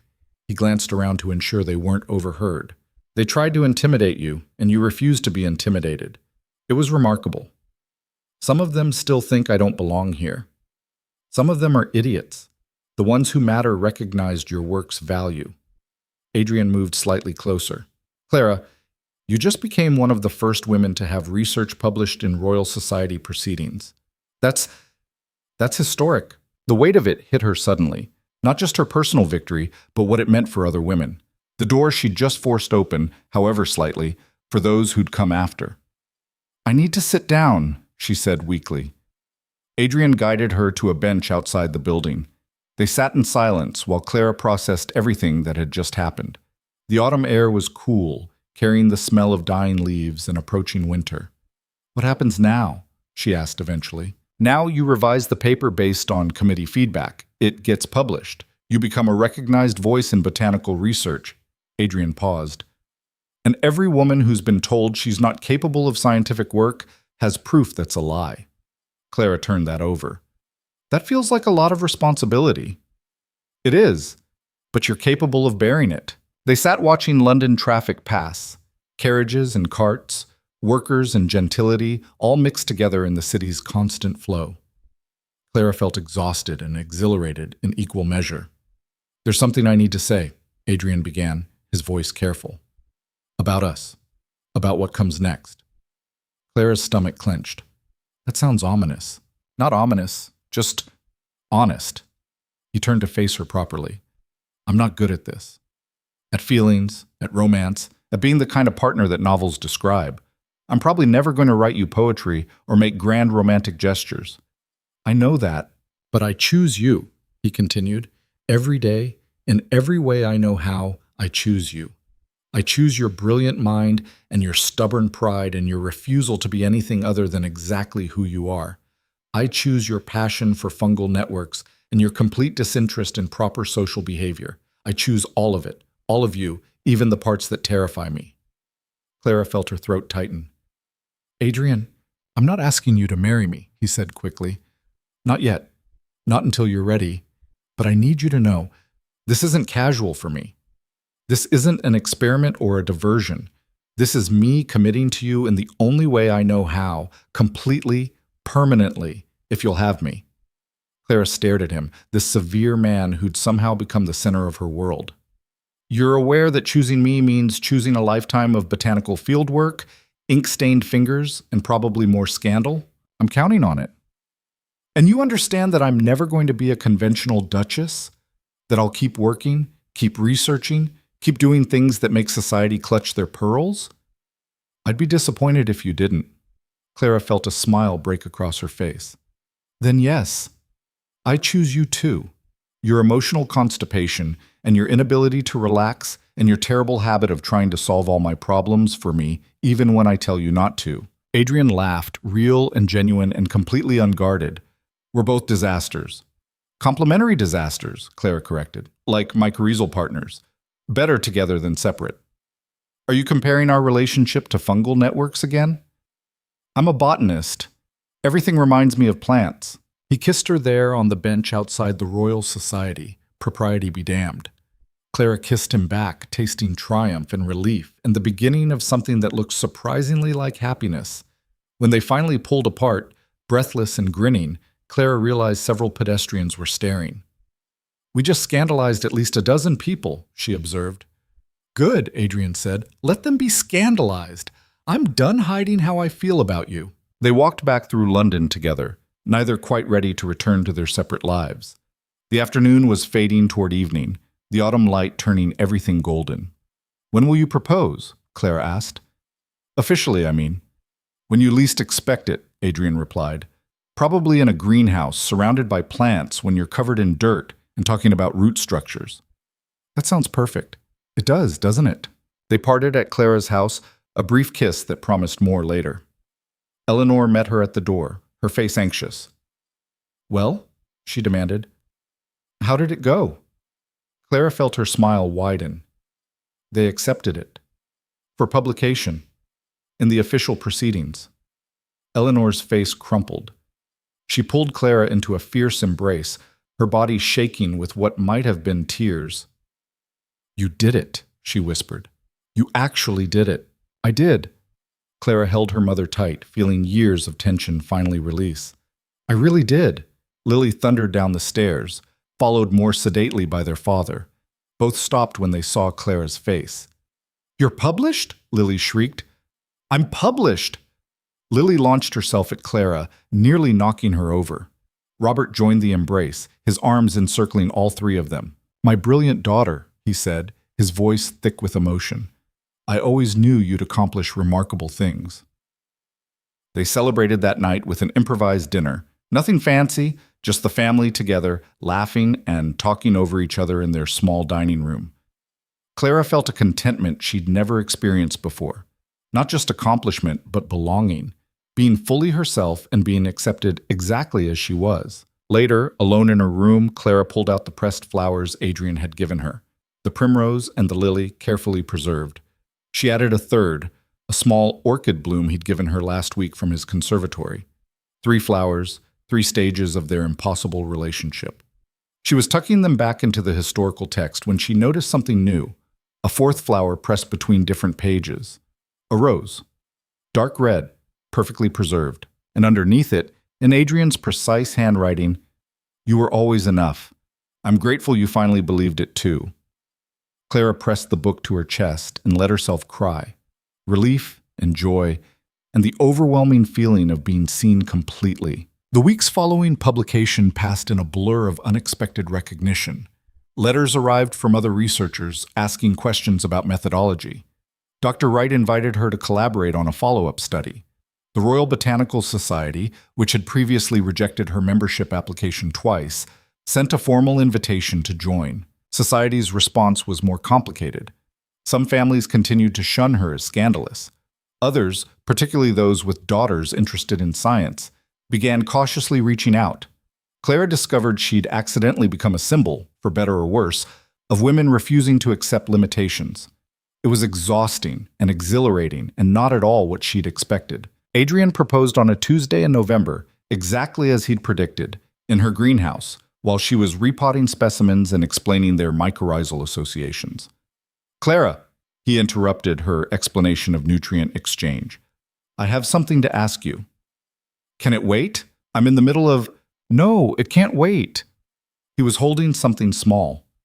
Clara's heart stopped when she realized it was a ring. "I was going to do this somewhere romantic, plan something elaborate, but that's not us, is it?" "Adrian." "Let me finish," he said. His hands were shaking. She'd never seen his hands shake. "I love you. I'm not good at saying it, probably won't say it often enough, but it's true. You're the most remarkable person I've ever met. You're brilliant and stubborn and completely unwilling to compromise who you are. And I want to spend the rest of my life supporting you while you change the world one fungal network at a time." Clara set down her pot, dirt-covered hands forgotten. "That's the worst proposal I've ever heard. It's probably the only proposal you've ever heard." Fair point. She looked at the ring, simple gold band, no excessive ornamentation. Is there a question somewhere in that declaration? Clara Whitmore, will you marry me? Will you let me be your partner in all the ways that matter? Will you build a life with me that doesn't look like anyone else's life because it's ours? She should have said yes immediately, should have thrown her arms around him and accepted without hesitation. Instead, she found herself asking the question that had haunted her for months. What about heirs? You're a duke. Society expects a lot of things I don't care about anymore, Adrian interrupted. If we have children, wonderful. If we don't, the title passes to some distant cousin and the world continues turning. I'm not marrying you for succession planning. I'm marrying you because I choose you. However that looks, whatever that means, I choose you. Clara felt tears stream down her face, leaving tracks through the dirt on her cheeks. I'm going to keep working, keep researching. I won't stop just because I'm married. I know. I'll probably embarrass you at society functions. I'm counting on it. And I'll never be the perfect duchess. Perfect is boring, Adrian said. I'll take real over perfect every single time. Clara looked at him, this severe, controlled man who'd somehow learned to be vulnerable with her, who challenged her thinking and respected her boundaries and loved her, not despite her complications, but because of them. Yes, she said. Yes, I'll marry you. Adrian slipped the ring on her finger with trembling hands. Then he kissed her, gentle and thorough, tasting of tea and promises. We're going to be terrible at this, Clara said when they finally pulled apart. Spectacularly terrible, Adrian agreed, but we'll be terrible together. They married in spring, in a small ceremony that scandalized traditional society and delighted everyone who actually mattered. No elaborate festivities, no hundreds of guests, just family and close friends in the Blackthorn Estate Chapel. Clara wore a simple dress, beautiful but practical, nothing that would make her feel like she was playing dress-up. Lily served as her attendant, beaming with pride. Adrian looked uncomfortable in formal attire, but kept his eyes on Clara throughout the ceremony, like she was the only person in the room. The vows were traditional with one significant modification. They'd removed obey from Clara's portion and added a mutual promise to respect each other's work and independence. The minister looked pained but read them as written. When they were finally pronounced married, Adrian kissed her thoroughly enough that several elderly relatives gasped. Clara didn't care. She was too busy feeling grateful that she'd taken the risk, made the choice, refused to settle for safety over authenticity. The reception was held outside on the same downland where Clara had conducted her research. Tables scattered across the grass, wildflowers instead of formal arrangements, food served family style rather than in courses. It was unconventional and perfect and exactly what they'd wanted. Dr. Wright gave a toast about scientific progress and breaking barriers. Eleanor cried through her entire speech about watching her daughter become her full self. Robert simply raised his glass and said, "To Clara and Adrian, may you always choose each other." As evening fell and guests began departing, Clara and Adrian stood at the edge of the downland, watching the sunset paint the sky in impossible colors. "Regrets?" Adrian asked. Clara thought about it honestly. "About marrying you? None. About the scandal and gossip and social consequences? Still none. About missing out on conventional life?" She turned to face him. "I never wanted conventional. What did you want?" "This. Exactly this." She gestured at the estate, the research site, the life they were building together. "Partnership with someone who sees me clearly. Work that matters. The freedom to be myself without apology." "That's all?" Clara smiled. "And maybe some children eventually, if you're interested, but only if they can handle having a mother who's more interested in plant roots than propriety." Adrian pulled her close, his arms wrapping around her waist. "I think we could manage that." They stood there as darkness fell, two people who'd never quite fit anywhere finding their place together. It wasn't the happy ending that romance novels promised. There would still be struggles, still be moments of doubt and friction and disagreement. They were both too stubborn, too independent, too complicated for anything to be simple. But it was real. And real, Clara had learned, was infinitely more valuable than perfect. In the years that followed, Clara published 3 more major studies and became the first woman elected to full Royal Society fellowship. She hired female research assistants and mentored young women interested in science, creating the pathways she'd had to fight for. Adrian managed his estates with the same careful attention he brought to everything, implementing progressive agricultural practices and supporting tenant education. He never sought social prominence, but earned quiet respect for his competence and integrity. They had 2 children, both daughters, both inheriting their mother's curiosity and their father's determination. The estate rang with questions and experiments and the kind of joyful chaos that came from raising children who were encouraged to think rather than simply behave. Society eventually stopped being scandalized by them. Not because they changed, but because their relationship proved sustainable. Year after year, they remained partners, challenging each other, supporting each other, building something that didn't need outside validation to be meaningful. On their 10th anniversary, Clara found Adrian in the conservatory at dawn, carefully tending the orchid she'd diagnosed on their second meeting. It was blooming, extravagant purple flowers that hadn't appeared in all the years before. "You figured it out," she said. "Took me 10 years, but yes." He looked up, his expression soft in the early light.